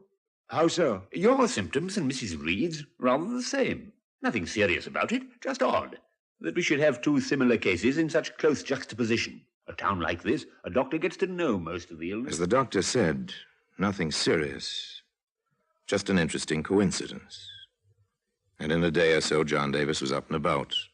Aside from a slight tenderness in his abdomen, he felt no after effects. All was well. All was quiet. Everyone was his courteous self, including Colonel Reed. Well, now, candy. And from the Colonel. How decent of him. Here it is, Doctor. The same wrappings it came in. Nice-looking box. Don't you care for candy, John? You haven't eaten much. As a matter of fact, I don't. I did offer a piece to the charwoman at the office. You see, one's missing. The charwoman, eh? Is that the way you treat a gift? With the hope you are sufficiently recovered to enjoy this, Harry Reed. Rather decent of him. That's what I thought, until the charwoman was taken with pains and reaching an hour after she ate the candy. Are you suggesting anything, John? That would be slanderous at this stage, wouldn't it? There's nothing to it, John. There couldn't be. The Colonel's... Well, I inquired at the probate office. He did rather well following his wife's death and her will, you know.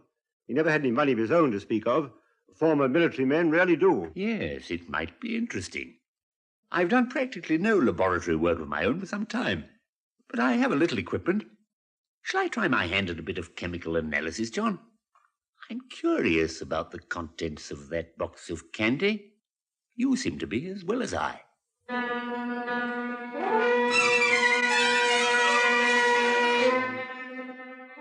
The doctor was methodical, to say the least. He took his time setting up his equipment, preparing reagents, making ready for his private little tests. Meanwhile, John Davis ran into his friend the Colonel on the street. John, good to see you. How are you, Harry? You're looking fit. Well, I try to keep that way. Well, care to join me for another attack of indigestion, old man? Well, today, the champagne glass we've been talking about can be seen, as you might expect, among the other exhibits in the Black Museum.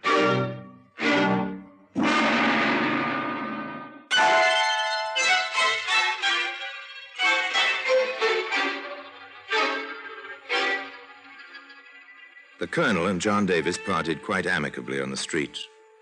Davis watched the smart military walk the ramrod straight back as the Colonel paraded into his own business office. And John Davis shook his head. Somehow it didn't seem quite plausible that this man might be something quite different than what he seemed. The next afternoon, the telephone rang in John Davis's office.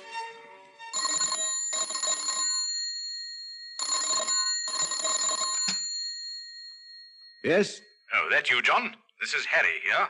Harry? Oh, yes, of course. How are you? Ah, very well. And you? Quite well.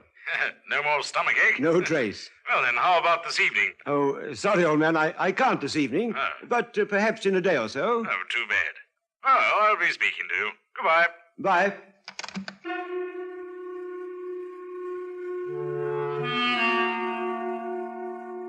That evening, Davis had a previous appointment with Dr. Ashley in his makeshift laboratory.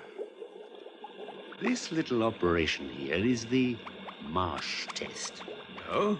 For arsenic. Interesting. Yes, isn't it? Particularly since I found that every piece of candy in your gift box had arsenic in it. Good Lord!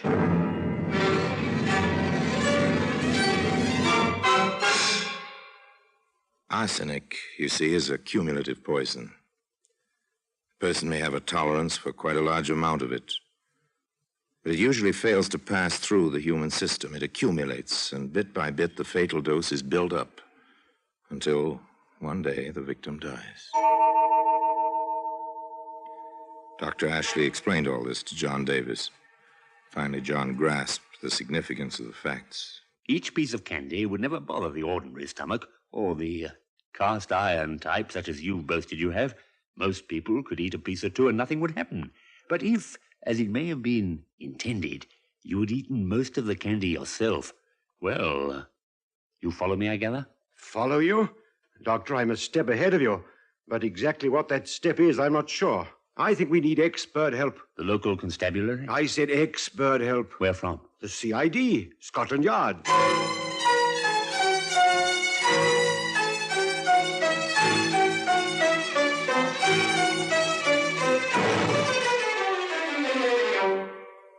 It was a clear, cogent letter reciting the situation as Dr. Ashley and John Davis knew it. It was addressed to the Home Secretary, the gentleman in the British government responsible for the police force in general. In due course, the letter reached the desk of Inspector Charles in Scotland Yard. Following the set routine, Inspector Charles showed the communication to his immediate assistant, Detective Sergeant Hatch. Well, nothing else for it. You and I will have to take a small trip to the country. Frankly, I won't mind. I can use a touch of country air after all. They came into the quiet town unobtrusively. Two men on a walking tour, vacationists. They put up at the inn. Toward sundown, they strolled about the town, quite casually. They turned in at the gate with its little sign announcing that Dr. Ashley had his dispensary there. Once, however, within the doctor's office. Now then, Doctor, perhaps you'd let Sergeant Hatch and I have it from the beginning. Well, my entrance into the situation came shortly after Mrs. Reed returned from the sanitarium. She'd been ill? Mentally ill. Nervous breakdown? Rather more than that. She'd been certified insane. She was discharged as being quite stable once again. And you were called in? In my professional capacity. I found her past help. Acute gastritis, or so it seemed at the time. But it doesn't seem so now? You understand, Inspector, I have no facts. At least not on that side. I merely analyzed the box of candy received by John Davis shortly after he'd been taken ill. Doctor, would this Colonel Reed benefit from Mr. Davis's death? There'd been something about a real estate and a deposit paid. Quite a large sum, I believe. Mr. Davis can give you the details. One final question, sir. Who had Mrs. Reed committed to the institution in the first instance? Why, I believe the husband did. But the records will be available to you, of course. Of course. Well, thank you, Doctor. If we need you... By the time they left the doctor's office, Inspector Charles and Sergeant Hatch felt they had heard an interesting, if circumstantial, story. Their next stop, naturally, was John Davis's home. You've no idea, gentlemen, what a relief it is to have police officers of your caliber on the job. Thank you. About the candy and the card in the box, do you have any definite reason to believe the Colonel wants you, well, out of the way? There's the matter of £500 he either will not or cannot explain. And, Dr. Ashley mentioned Mrs. Reed's will. Yes, curious about that. There was one will made out entirely in favor of her children by her first marriage. The will which was accepted and executed was in the Colonel's handwriting, but signed by Mrs. Reed, and produced subsequent to her death. You find that interesting, I take it, Sergeant? I expect you do as well, sir. Quite.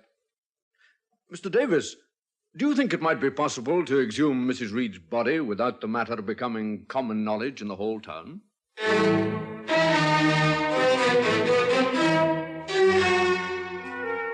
The men from Scotland Yard accomplished the almost impossible. Armed with the proper papers, plus tools and dark lanterns, they supervised the removal of the body at night, with no one the wiser except the necessary officials. This feat completed, they waited quite patiently. The government analyst was called in.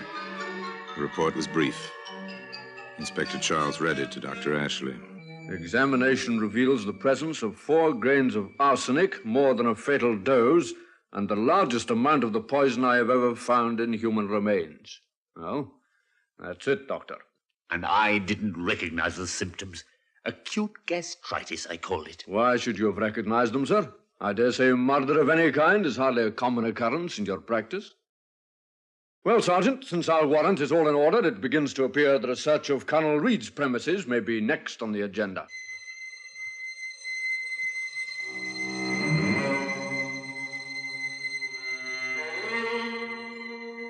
Now the pretense of the walking tour was completely discarded. It was Saturday, and the sleepy little village was just about bestirring itself. The inspector and the sergeant walked a short distance from the inn to Colonel Reed's place of business, almost directly opposite Davis's office. The sergeant tried the door. Not locked, sir. A locked door in these parts would arouse more suspicion than not. Let's go in, shall we?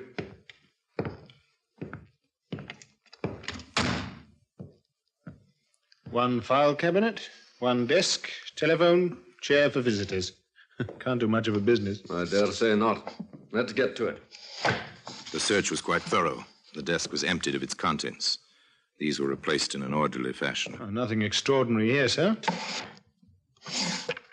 Oh? What do you make of this, sir? Champagne glass. Rear of the file cabinet. It's odd. Shall I hold it aside, sir? Yes, you may as well. Interesting, the trace of sediment.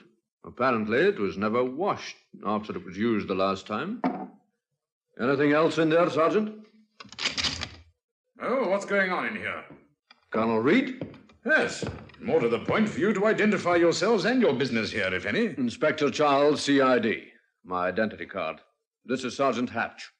I see. I assume you have a warrant for this search? We do. Right here, Colonel. Oh, very well. Go on with your work. May I ask why you were keeping the champagne glass in the file cabinet? A memento to my poor wife. We drank from it. Oh, that is, she did, about a week before she passed away. A nice gesture, if I may say so. And still with a trace of the sediment at the bottom. Careful, sir. It'd be a pity to have the glass break after all this time. Oh, sorry. Awkward of me to brush against it like that. Yes, wasn't it? All right, Sergeant, you can open the desk drawer the Colonel just closed and see what he put in it. But you said you'd finished. Your pardon, Colonel. I've had quite enough of this. These paper packets weren't in here a few minutes ago, Inspector. How many? Look here, I wouldn't have 20 of them, sir. I'll take one. Thank you. White powder. Well? This wouldn't be arsenic, would it, Colonel? It not only would be, it is. Really? Well, as you can see, I'm wearing my gardening coat. Ordinarily, I do not come into the office on Saturday, but something came up. I've been planning an experiment in my garden, hence the arsenic. A gardening experiment? With 20 packets of arsenic? Yes. My lawn is plagued with dandelions, roughly 24 of them. I plan to drill a small hole at the root of each weed, pour in the arsenic in each of those packets, and kill each dandelion individually, rather than take the chance of ruining the whole lawn. Sorry, Colonel, it's a good story, but rather far-fetched. Particularly since you tried to rid yourself of the packets before we searched your person. And particularly since the charge pending is willful murder of your wife by arsenical poisoning. But this is ridiculous. Someone is... Sergeant! Keep that champagne glass safe before Colonel Reed succeeds in smashing it. Yes, sir. Colonel Reed, you are under arrest. The charge is murder. I must warn you that anything you may say... I will not stand. Hold it, Sergeant. I'll be acquitted. You'll see, and then I'll have to leave here. A trial? That'll be quite enough, Colonel. You've made several mistakes, not the least of which was your attempt on John Davis, and your preservation of this glass. A sentimental gesture, but rather silly. My bet is the sediment in it will turn out to be arsenic. You must have been very sure of yourself, Colonel, to leave this glass unwashed. Very sure of yourself indeed. Bring him along, Sergeant. I think he'll come quietly now. And today, that champagne glass can be seen in the Black Museum. Orson Welles will be back with you in just a moment. There was no doubt about one facet of Colonel Reed's character. He was a man of great pride. His behavior at the trial was exemplary, his bearing military. He repeated his story of the separate packets of arsenic for separate dandelions, and he sounded as if he'd made a good case of it, at least for himself, but not, as it turned out, for the jury. Colonel Reed accepted his sentence as if it were an order from a superior officer. And one morning, at At the traditional time of 8 o'clock, Colonel Reed marched to the scaffold as if he were on parade. And as for the champagne glass, well, it remains in its customary place, as I told you, in Scotland Yard. Now, until we meet next time, in the same place, and I tell you another story about the Black Museum, I remain, as always, obediently yours.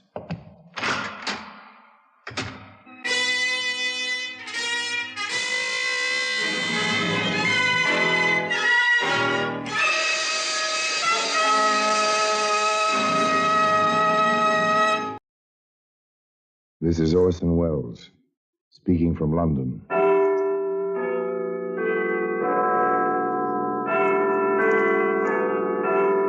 The Black Museum, the repository of death. Yes, here in the grim stone structure on the Thames, which houses Scotland Yard, is a warehouse of homicide, where everyday objects, a skillet, a screwdriver, a photograph, all are touched by murder.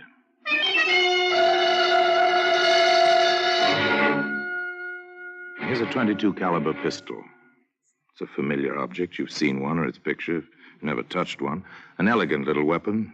Blue steel, mother of pearl inlaid grip. Beautiful in its dainty, snub-nosed wickedness. A lady's weapon, wouldn't you say, Pepper? Looks as if it wouldn't harm a fly. Pretty in its way, Inspector. Pretty and dangerous. There ought to be a law forbidding the manufacture of these toys. Every one of them is capable of death.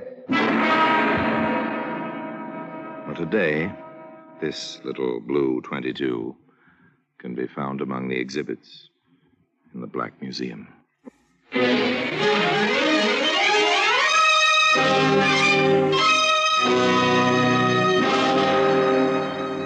From the annals of the Criminal Investigation Department of the London Police, we bring you the dramatic stories of the crimes recorded by the objects in Scotland Yard's Gallery of Death, the Black Museum.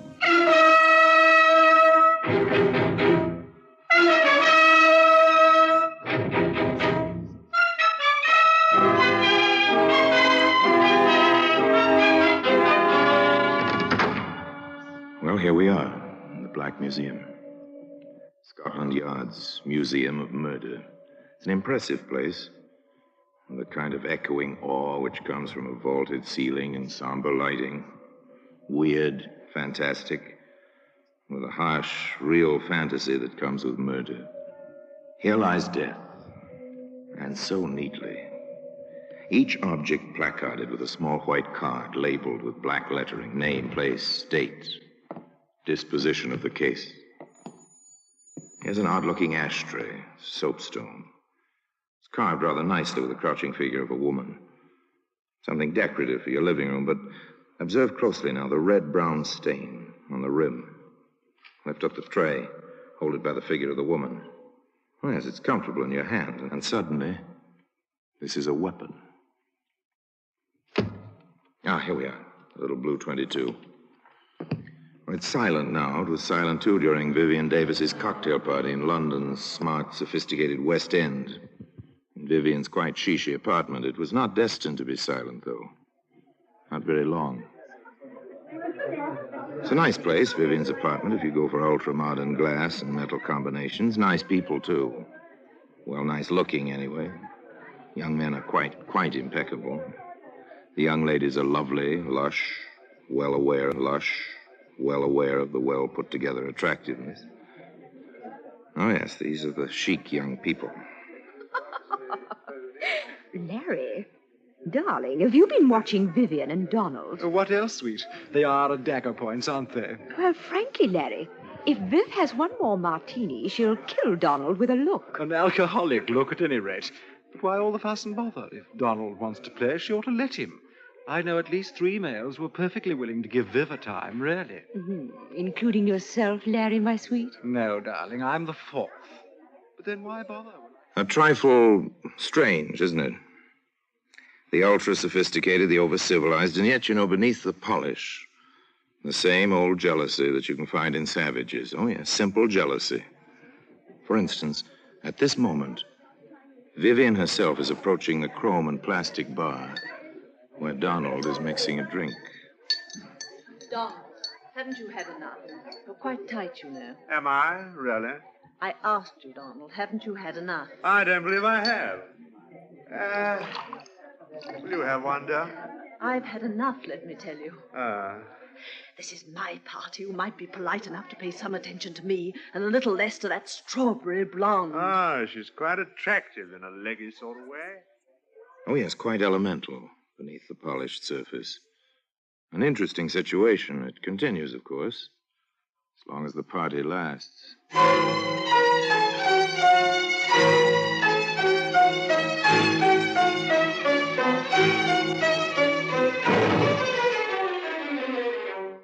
It continues, as a matter of fact, well past the end of the party, even to the moment when May and Larry are making their farewells.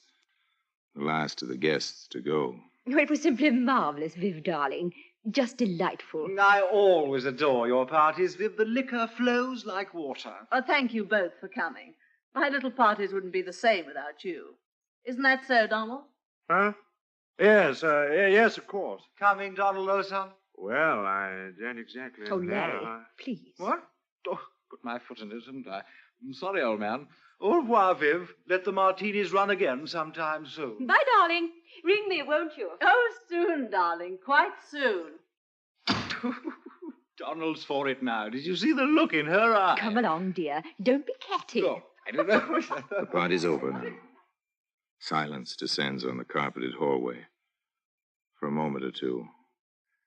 And then, through the muffling walls, You stupid little, silly little beast and that woman. Oh, stop it, Viv. I'm not interested in her. I've Don't told you you make time me look and such a time again. perfect idiot.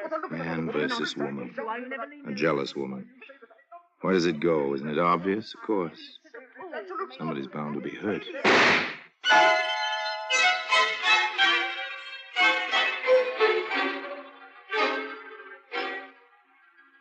Inspector Summers and Detective Pepper arrived quickly from the yard. This seems to be the weapon, Inspector.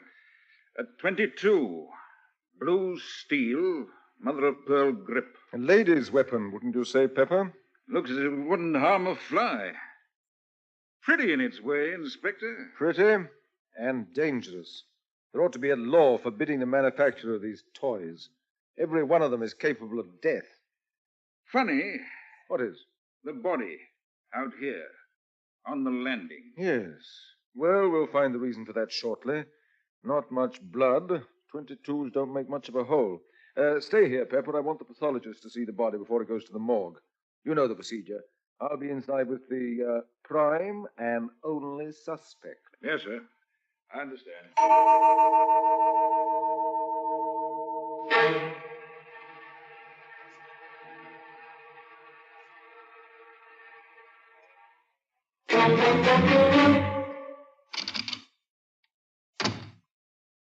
All right. Tell me how it happened. Don't you dare to talk to me like that. Take hold of yourself, Miss Davis. I need the answers to a few questions. I'll answer that. Don't you dare. That's my telephone. Yes? No. This is Inspector Summers of Scotland Yard. I see. I'm sorry, Lady Munsey, you can't speak to your daughter just now. Yes, she'll be coming down to the yard. You can come there if you wish. Goodbye. Now will you leave me alone? You know who my mother is. Which do you prefer, to answer my questions here or to come down to the yard? I refuse to answer anything. That won't look well in the report, miss. Oh, get out of here. Get out. Take now. hold of yourself, Miss Davis. I've told you and told you. Donald and I were arguing. I suppose I grabbed the gun from under the pillow where I keep it. He tried to take it away from me. And next I knew there was a shot and he was mumbling something about a doctor. And then he was dead. Oh, now leave me alone. Leave me alone. Inspector Summers felt that further questioning was indicated. The location he chose was his own office at the yard. Where did you get the gun, Miss Davis? My husband gave it to me several years ago. Are you married? I was. I'm divorced. Inspector Summers thought of many questions. Where did you struggle over the gun? In the bedroom. I see. Why do you use linoleum for a floor covering in the bedroom? Oh, because it's easy to keep clean, and because it's chic, and because, oh, what has that to do with Donald? I'm asking the questions, Miss Davis. Oh, yes, there were many, many questions. How long have you lived at that address? How long did you know Donald Martin?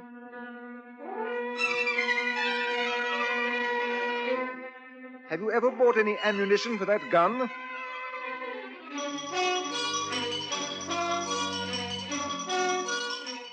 What were you quarreling about?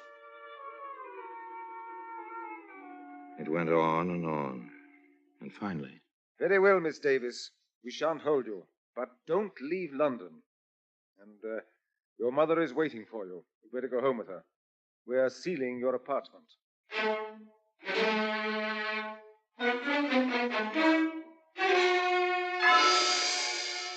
An inconvenient matter, violent death from a gunshot wound. Apartments are sealed, people investigate.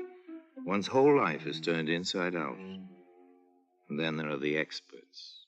The scientific facts contradict some of Miss Davis's statements, Inspector. They do? For instance? There's no evidence of any scorching of the clothing round the bullet hole. From that fact and the spread of the smoke stain, I deduce that the gun was held from 3 to 6 inches from Martin's chest. As the blood ran down the chest, he must have been standing at the time. It would be practically impossible for him to hold the weapon himself in that position. Could he have clutched the barrel, say, in an attempt to take it away from Miss Davis? In that case, his fingers would be singed, or at least blackened. They're not. I do not believe that the man was touching the weapon at all when it was fired. An embarrassing conclusion, to say the least. There were other things. I've checked Martin's shoes at the morgue, Inspector. Well? If they struggled in that bedroom, on that polished linoleum floor, his shoes would have had to scratch the floor. They're leather-soled, and they have metal taps on the tips. Very good. Another discrepancy. Now, Pepper, I think we'd better have a bit of a talk with the neighbors. Are you certain of that, Mrs. Merritt? I am positive. It's not the first time they yelled at each other, those two, and the walls are thin. Do you have it down, Pepper? Yes, sir. They had a quarrel about 2 weeks ago. He left. She leaned out of the window, only half-dressed, and shouted at him, "Laugh, baby, laugh for the last time." And then she fired a gun at him. Thank you. Now then, Mrs. Merritt, before the shot last night, did you catch any of the words they said? His? Oh, no, sir. But, well, her bedroom is next to mine, and I heard her say as clear as day and at the top of her lungs, "I will kill you." Thank you, Mrs. Merritt. Anything else? No, sir. Very well. Let's go, Pepper. All right, Pepper. I think we have the makings of a case. Pick her up. We'll book her for willful murder. And today, the little blue 22, which was to play such an important part in the case, can be seen among the other exhibits in the Black Museum.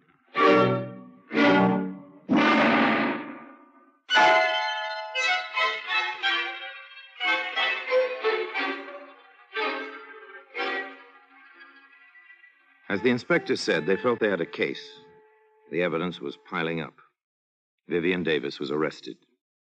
Her defense counsel was a distinguished member of the bar. The prosecutor assigned was no less brilliant. But some of the conversation about the case was, well, a lot less brilliant. Why, if Larry and I had stayed, we might have seen the whole thing. And, darling, those letters. Imagine leaving letters like that lying in your bureau drawer, where anyone might find them. And do you suppose the prosecution will use them for evidence? This is one trial I simply shall not miss. Let me say here and now, if May owns a gun, I'm walking out, and at once. But Viv always was unstable, you know. That's the kind who'll pull a gun on you when you least expect it. Not for me, old man. Not for me. I always said she was no better than you'd think. Wild parties at all hours, firing guns around, drinking. Oh, I dare say the woman wasn't happy. But then who is?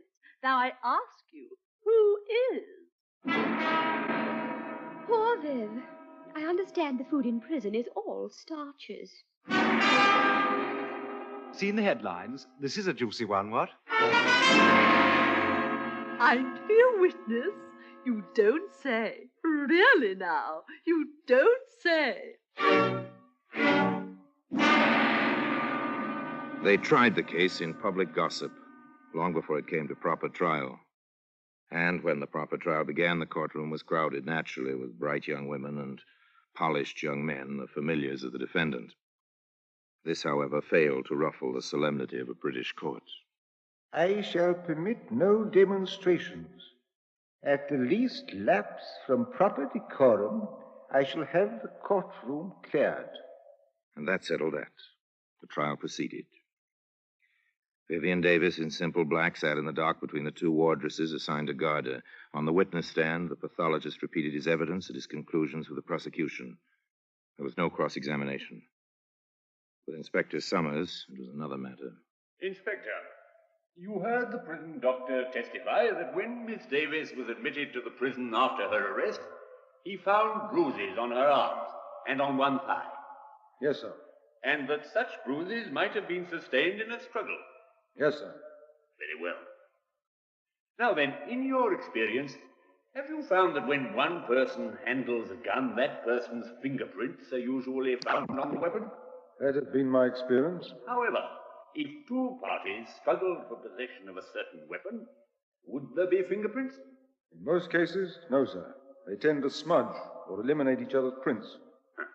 This weapon, which you've identified and which has been entered in evidence as Exhibit A, did you find this weapon at the scene of the alleged crime? I did. Did you examine it carefully? I did. Did you have it tested for fingerprints? I did. Did you find any? Yes, sir. How many sets? Only one set of prints were on that gun. Whose were they, Inspector? Now tell the jury, please, whose fingerprints were on that gun? Only my own. One more point, Inspector. You stated that you found a bullet in the wall of the bedroom, correct? Yes, sir. Have you any reason to believe this bullet was fired on the night of the alleged crime? Could have been fired at any time, I suppose. Thank you, Inspector. That's all. Mrs. Merritt, the eager next-door neighbor, had her proverbial day in court. Yes, sir. Just as I told the inspector, she screamed at him, hanging out of the window only half-dressed, and then she fired a shot at him. Counsel for the defense spent little time in the cross-examination of Mrs. Merritt. Madam, did you actually see Miss Davis fire a pistol or gun of some sort at the deceased? I heard the shot after she yelled at him. You said she was only half-dressed at the time. Is that correct? Yes, sir. Then you must have seen her. Well, I took one look, and after that I only listened. Why? Why, Mrs. Merritt? When a woman is in her condition, no other woman cares to watch her. I see. This is your opinion. It certainly is. Your Lordship, I respectfully request that the answers to the last two questions be stricken from the record as constituting an opinion and not evidence. Further, on the grounds that opinions are not warranted, as the witness is not qualified as an expert. Well... The clerk will strike the last two answers from the record, and the jury is instructed to ignore the testimony. Proceed. No further questions. Thank you, Mrs. Merritt. Back and forth, the battle raged, a battle for a woman's life. The case for the Crown was ably presented. The defense, by cross-examination, by objections in the record, sought to upset testimony to establish points which could be played upon later, the climax of the trial, when Vivian Davis herself took the stand in her own defense. Now, Miss Davis, you understand the seriousness of this situation. Of course. I refer to the testimony that you once fired a gun at Donald Martin from your bedroom window. Is this true? No, it's not true. What did happen that evening? He'd come to see me. He'd asked me for money to pay a gambling debt, and I refused. We quarreled, and he left. I was furious, and I called to him from my window. Then I went back into the room and fired one shot to make him think I'd killed myself. What happened then? Oh, Donald... Mr. Martin came rushing back, and we were friends again. Miss Davis, have you ever pointed a weapon at Mr. Martin? No, never. Have you wanted to? No, never. Did you shoot him the night he died? No. Have you any recollection of his having spoken to you between the time he was shot and the moment he died? I'll never forget it as long as I live. What did he say? He said, I wish the doctor would hurry. I want to tell him that this was an accident. It's not your fault. He said it over and over.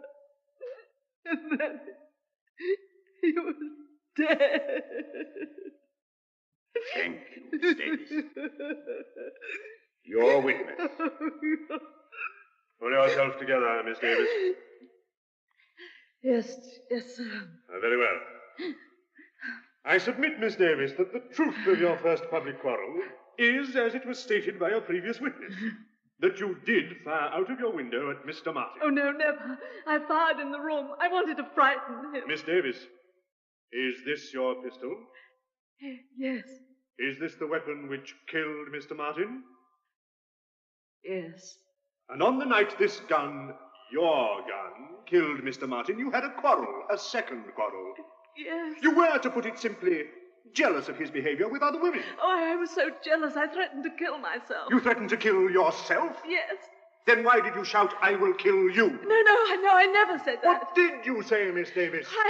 I may have said I'll shoot myself. The other, I never said. Why should I? I was jealous, but that was because I loved him.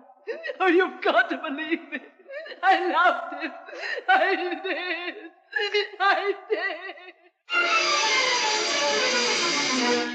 There was more, much more, over and over, but they never managed to shake her on the essential points. I never pointed a gun at Donald in my life. And, of course, I never said I'd kill him. I said I'd kill myself.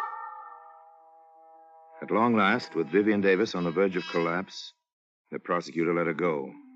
Shortly thereafter, the defense rested. Summations were brief. For the prosecution, This woman is guilty of the crime with which she is charged. There is no doubt in our minds, nor should there be any in yours, that she held the pistol and fired the shot. for the defense, Clear that no woman kills the man she loves, despite the violence of their quarrels. This was an accident. It is clear that it was an accident. the presiding justice was clear and concise in his charge to the jury.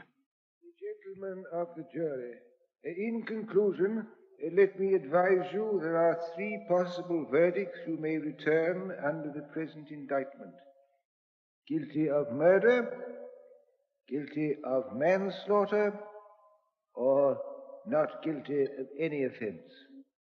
I commend the accused to your most painstaking deliberations. The jury filed out. They stayed out for 2 long, weary hours. There was chatter in the courtroom. There always is. But even the gossip was subdued. Everybody waited. Waited. It seems perfectly incredible. A murder trial, and I've been in on it since the beginning. I do hope the judge wasn't as much against her as he seemed to be. It was really too exciting for words. I've had more dinner invitations because I know Viv. Oh, well, after all, the poor girl might be hanged, you know. Oh, grisly thought. Well, for my part, even if she gets off, there'll be one advantage. She'll never be my neighbor again, and that will be an improvement, I'd say. And at long last, the waiting was over. The prisoner arose in the dock, at the judge's request. The foreman of the jury faced the prisoner in the court. The age-old formula was intoned by the clerk. Members of the jury, have you agreed upon a verdict? We have. Do you find the prisoner guilty or not guilty of murder? Not guilty. Do you find the prisoner guilty or not guilty of manslaughter? Not guilty. Yet, despite that verdict, the little blue 22 can be seen today among the exhibits in the Black Museum.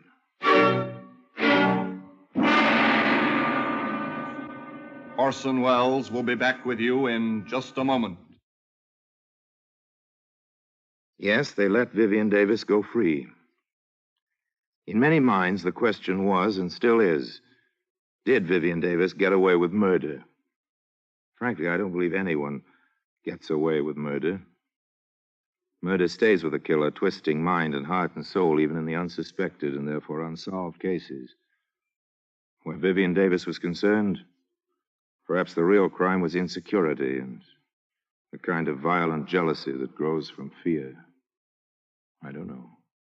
That's for the psychologists, not for you and I to decide. Meanwhile, the little Blue 22 remains in its customary place in Scotland Yard, in the Black Museum. And now, until we meet again next time, in the same place, and I tell you another story about the Black Museum, I remain, as always, obediently yours.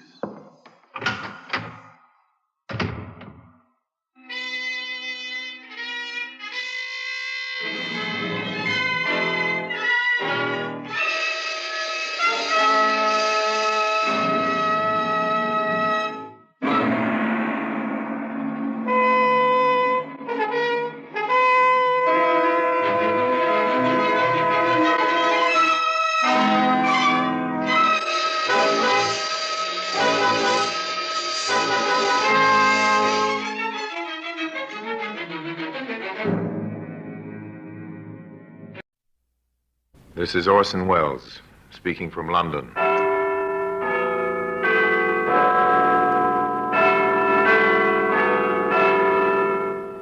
A repository of death.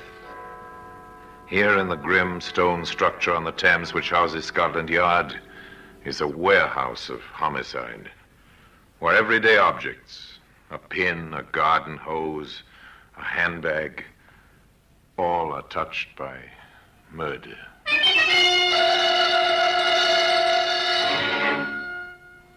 Here's a car tire. There were 3 others, all attached to a sedan. They were removed. Great Scott, Inspector. Those vandals, they've stripped the car of everything. Even the 4 tires, sir. There's nothing left. Except evidence. Now, today, one of those tires, the one that became a vital clue in the case, can be seen in the Black Museum.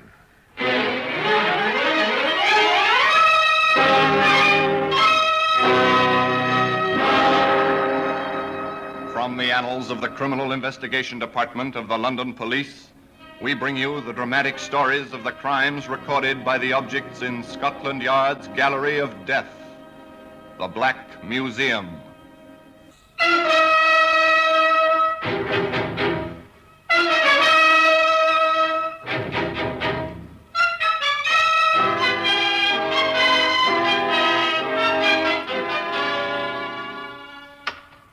Well, here we are, in the Black Museum. Scotland Yard's Museum of Murder. Yes, here lies death. On the shelves, around the walls, death in many disguises. Here's a length of electric wiring. The protective insulation has been stripped away. The man touched it. He died. The jury found it was murder. Here's a card. Invitation to a party. The invitation was accepted. Death was the end of that. Here's the tire. It's an ordinary car tire. Once it belonged to a sedan that stood in a garage at Southend. On a certain night some years ago, 2 men entered the garage quietly, after first forcing the lock.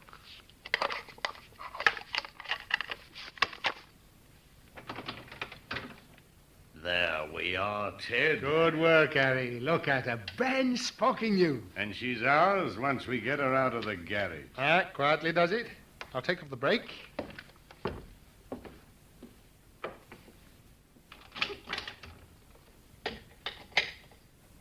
Right. We'll push her out into the street and down the road a bit. Okay, I'm ready. The object of this stealthy midnight visit was a new car. The 2 men pushed the automobile down the slope of the road, jumping in when the car began to gather speed. All right, Harry. Get in. Oh, nice going. Get us started, Ted. Right.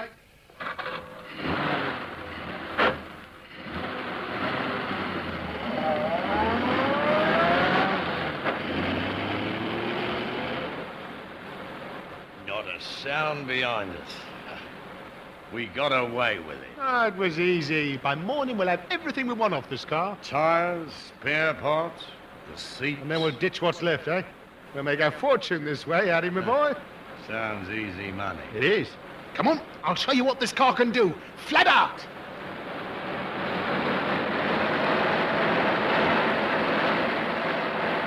A car traveling fast along the road to Eastwood. Its twin lights cutting beams in the darkness of the night. And a policeman cycling homeward. Hello? What's that up there ahead? What? A man in the center of the roadway. Oh, wait till our lights pick him up clearly. It's a copper. Oh? And he's got his hand up, signaling us to stop. Ted, you don't think... What, the word's got out this car's been pinched? Not a chance. Then what's this copper doing? Oh, might want to lift home, you never know. There's his bike at the side of the road. Ted, I don't like Take this. it easy, will you? We'll bluff our way out. If he makes trouble, I can handle him. Well, go easy on using that gun. Leave it to me. Good evening, Constable. Anything the matter? I'll have to ask you not to speed like that along this road, sir. Were we speeding? Well, I think you know you were, sir, you know. There's been a number of serious accidents around here lately. Oh, dear. Now, may I see your license? My license? Yes, sir. You know, funny thing, I'm afraid I don't have it on me, Constable. Then I'll have to request some other means of identification, sir. Well, you know, I haven't anything on me at all. Well, where are you going, sir, and where have you come from? Well, we're just driving. Is the car yours? No, Constable. The car belongs to me. Oh, I see, sir. Then, would you tell me its number? It's on the front of the car if you want to see it. I know the number, but do you? Well, no, not offhand. As I thought, sir. This is a stolen car. Stolen? You'd both better get out. Now, come on. I'll have to take down some particulars. Here. What makes you think you can order us around, eh? Get out, I said. Come on. I want your names. And put that gun away. Say your prayers, copper. Give me that gun. Don't let him take it, Ted. Yeah. I won't, don't worry. You ask for trouble, copper, you're gonna get it.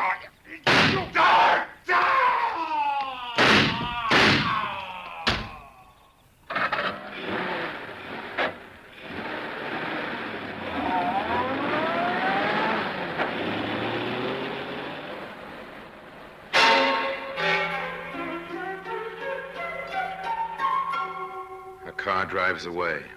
A man lies dead on the roadway. A murder has been committed. Murder of a policeman.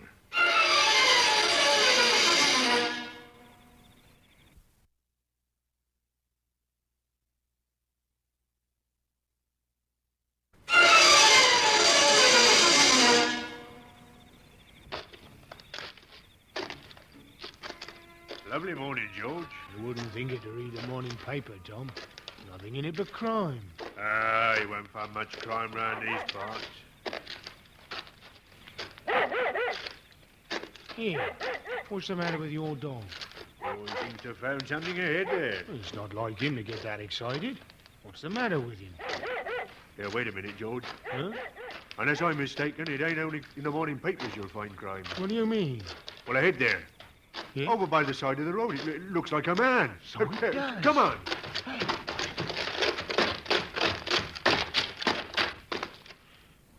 Why, it's Charlie Acker. He's dead.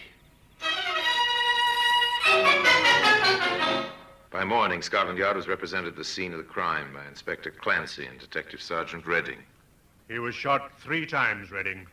Nasty business, sir. Oh, here's a notebook lying on the ground beside him. Yes, and he was holding a pencil in his right hand. Well, that seems fairly straightforward, sir. He was about to take down some particulars from a person or persons whom he'd met. The evidence suggests that, Sergeant. But Wait a minute, Inspector. His torch is here in his pocket. Is it? And there's no street lighting nearby. How could he have been writing?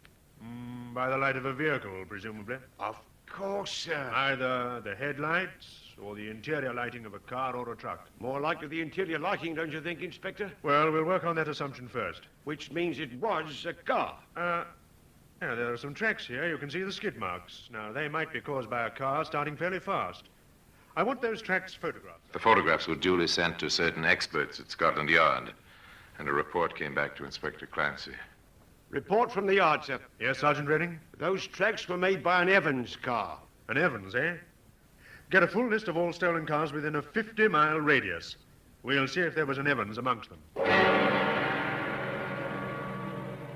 There were two. One was found. Inspector Clancy interviewed the owner of the other. Yes, it was taken the night before last, Inspector. Some bounder picked the lock of my garage and got away with the car. I'll get a full description from you, sir. Certainly, but I say, Scotland Yard doesn't usually go chasing stolen cars, does it? Not usually, eh, Colonel Fentress? Oh, there's something else behind it, is there? Excuse me a moment. Hello, Fentress speaking. Yes. Just a moment. It's for you, Inspector. Thank you, sir. Hello? Yes, Redding? At Raleigh. I see. Yes, I'll come down right away. Something happened, Inspector? An Evans car's been found, sir, abandoned in a ditch outside Raleigh. A new Evans. Index mark TW6120. But that's mine, by Jove. Then you'd better come along, sir. They found the car, the police going over it for fingerprints.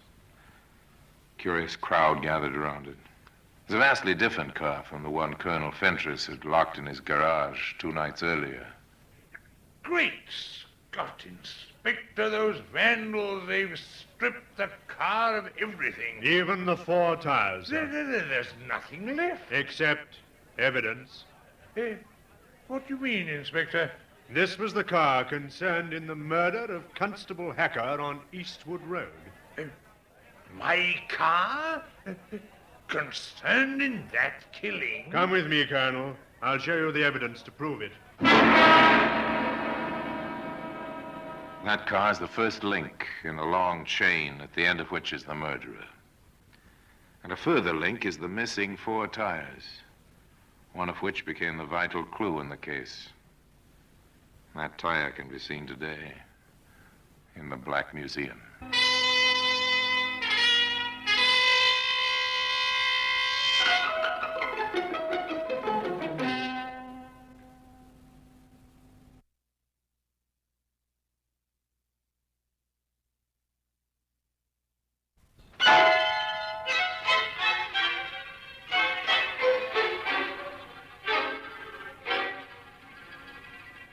A car was found, abandoned in a ditch outside Raleigh. You can see for yourself, Colonel Fentress, on the running board. A dark stain there. It's blood? Yes, it's blood. And see this? A spent cartridge case. It was found on the floor of the car. Then my car was concerned in that poor fellow's murder? We'll make confirmatory tests, of course. The blood stain will be checked against the constable's grouping, and the cartridge case will go to ballistics. These routine checks must be carried out. But Colonel Fentress knew, and Inspector Clancy knew, that the driver of the stolen car had taken part in the policeman's murder. And knowing this, the inspector was able to reconstruct the crime.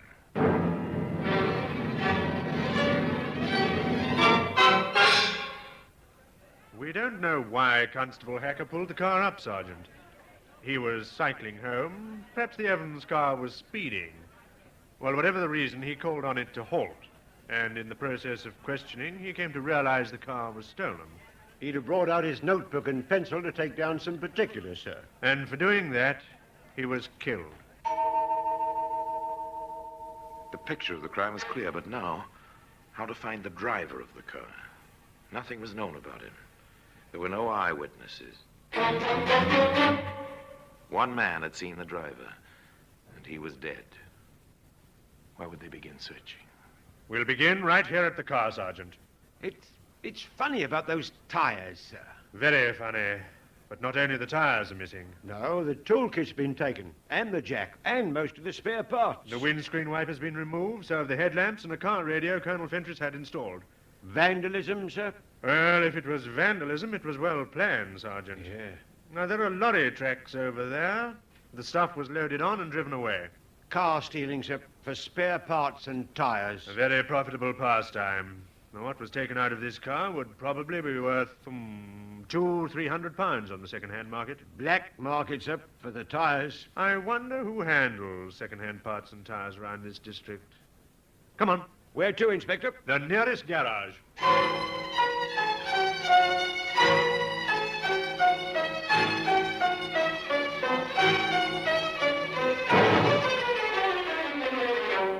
They found a garage less than half a mile away. The proprietor, reassured that he was not under suspicion, proved to be helpful. Spare parts and tires. Quite a few places round here who handles them, Inspector. Could you list them for us, sir? Certainly. Come into the office. There were 6 names on that list. 6 visits to make. Sergeant Redding made them, posing as a driver in search of new tires. Oh, good morning. I need 4 new tires for an Evans car. Can you help me out? Williams and Sons were sorry. They hadn't had any tires to sell for months past. Field and Company said the same thing. So did Hammond and Barton, Kennedy and Sons. Then Sergeant Redding paid his last visit, the 6th name on the list.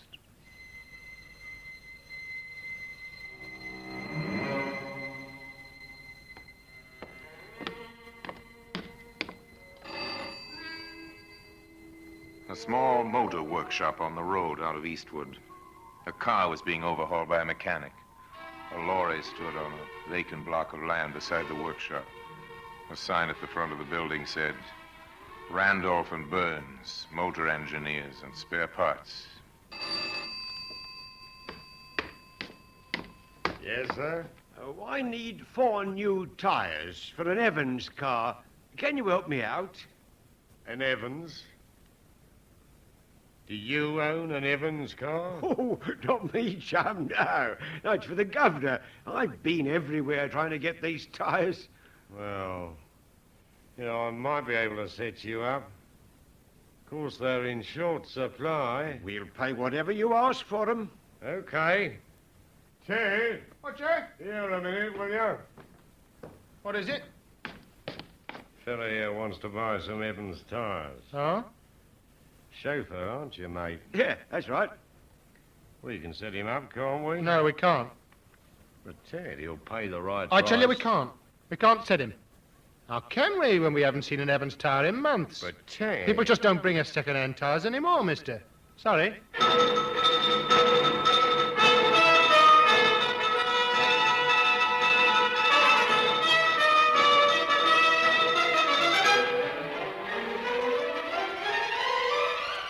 The sergeant went back to where Inspector Clancy was waiting for his report. Something he'd seen deep in the eyes of the man called Ted told him the search was at an end. I don't know what spoiled it, Inspector. Perhaps he recognized me. Perhaps he was just being cautious. You say the other man was ready to sell you the tires? Ready and willing, sir. I think they're the ones we want. I'm almost sure of it. All right, we'll make some further inquiries about them both. First of all, their business registration. We'll get their full names from that. The Business Records Office holds many secrets. The directors of England's leading companies, the balance of power and mighty industrial concerns. It also lists the many thousands of small businesses, companies, partnerships, sole traders, their trade and management personnel. Here we are, Sergeant. Randolph and Burns, motor engineers, Eastwood. Partners Edward Burns. That'll be your friend Ted. And Harold Randolph. Probably the other man I spoke to. Well, take a note of their names. We'll see if the method index section knows them.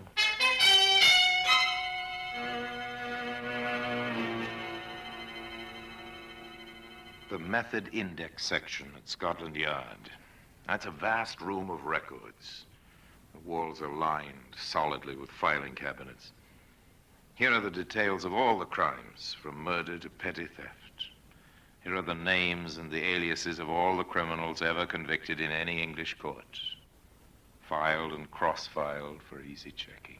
Those two men you asked me to check, Inspector Clancy. Find anything on them, Stevens? There's no record for Harold Randolph. What about the other one? Burns, yes, we know him. Ted Burns, motor mechanic, 4 convictions. The first from my hometown, funnily enough, Oxford City Police Court. The charge? Stealing a motor car. And what were the other 3 charges, Stevens? All connected with motor theft, sir. Uh-huh. One was for removing spare parts from parked vehicles. Another time he was convicted for selling a stolen car. That's all I want. Very Thank good, you, sir. Stevens. Inspector Clancy and Sergeant Redding drove back to Eastwood. On the road there, about 50 yards from the motor workshop, they waited.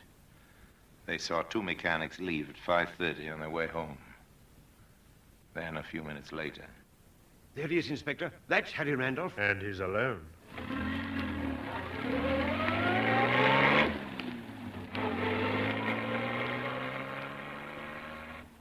It was a very peaceful scene. The casual passerby would have noticed a dark sedan slowing down beside a thick-set man in overalls.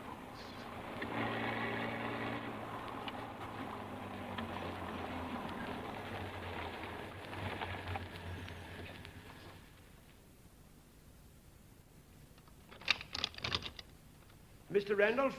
Yeah? Oh, it's you. Still after them tires, eh? In a manner of speaking, sir. This is Inspector Clancy from Scotland Yard. Scotland Yard? Get in, Mr. Randolph. No, not me, Inspector.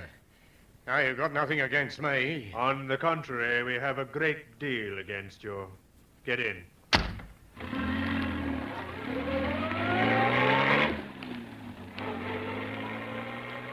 Randolph was defiant at first, but when the advantages of turning King's evidence were pointed out to him, he became almost verbose.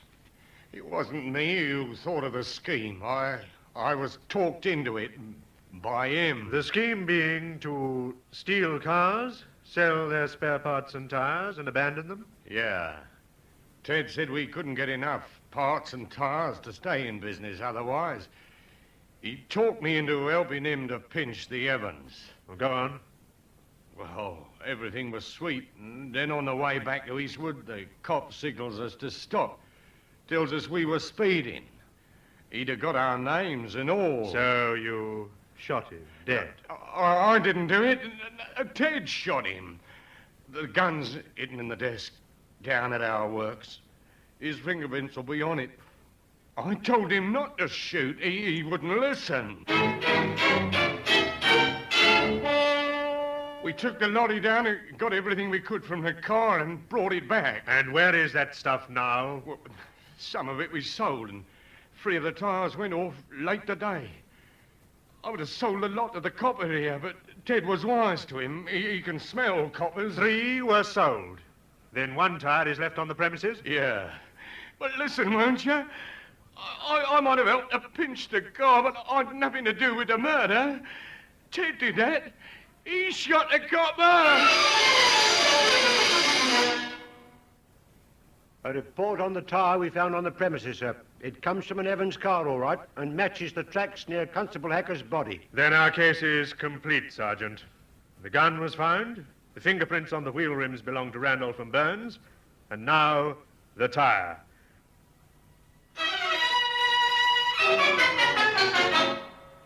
All right, Randolph, you've one more chance to help us. Where's Burns? Come on, you must have some idea. Right. But you've got to look after me. I'm not promising anything. Where's Burns? He's trying to get away overseas. I think he was heading for Liverpool. He was always talking about a pal of his who was a ship's mate. Can you remember the name of the ship? I think it was called the Briar Rose.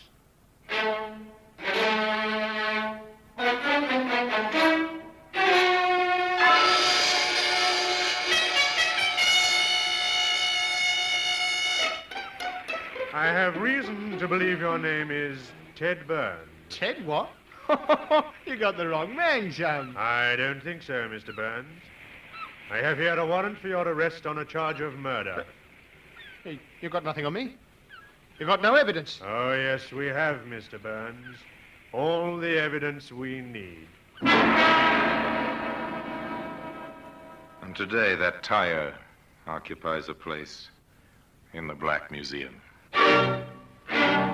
The murder of Constable Hacker on the lonely Eastwood Road was solved by the patient methods of Scotland Yard and by the talking of Harry Randolph, whose verbosity put him behind bars for many years to come and brought his unholy friend Ted Burns to the last walk and the end of a rope one morning at 8 o'clock. A crook's plan misfired into murder, and neither Burns nor Randolph had the talent for outwitting the men of the yard. So it was that another chapter of murder was closed. Another record added to the method index section. And another exhibit, the car tire, was added to the Black Museum. And now until we meet next time in the same place and I tell you another story about the Black Museum, I remain as always obediently yours.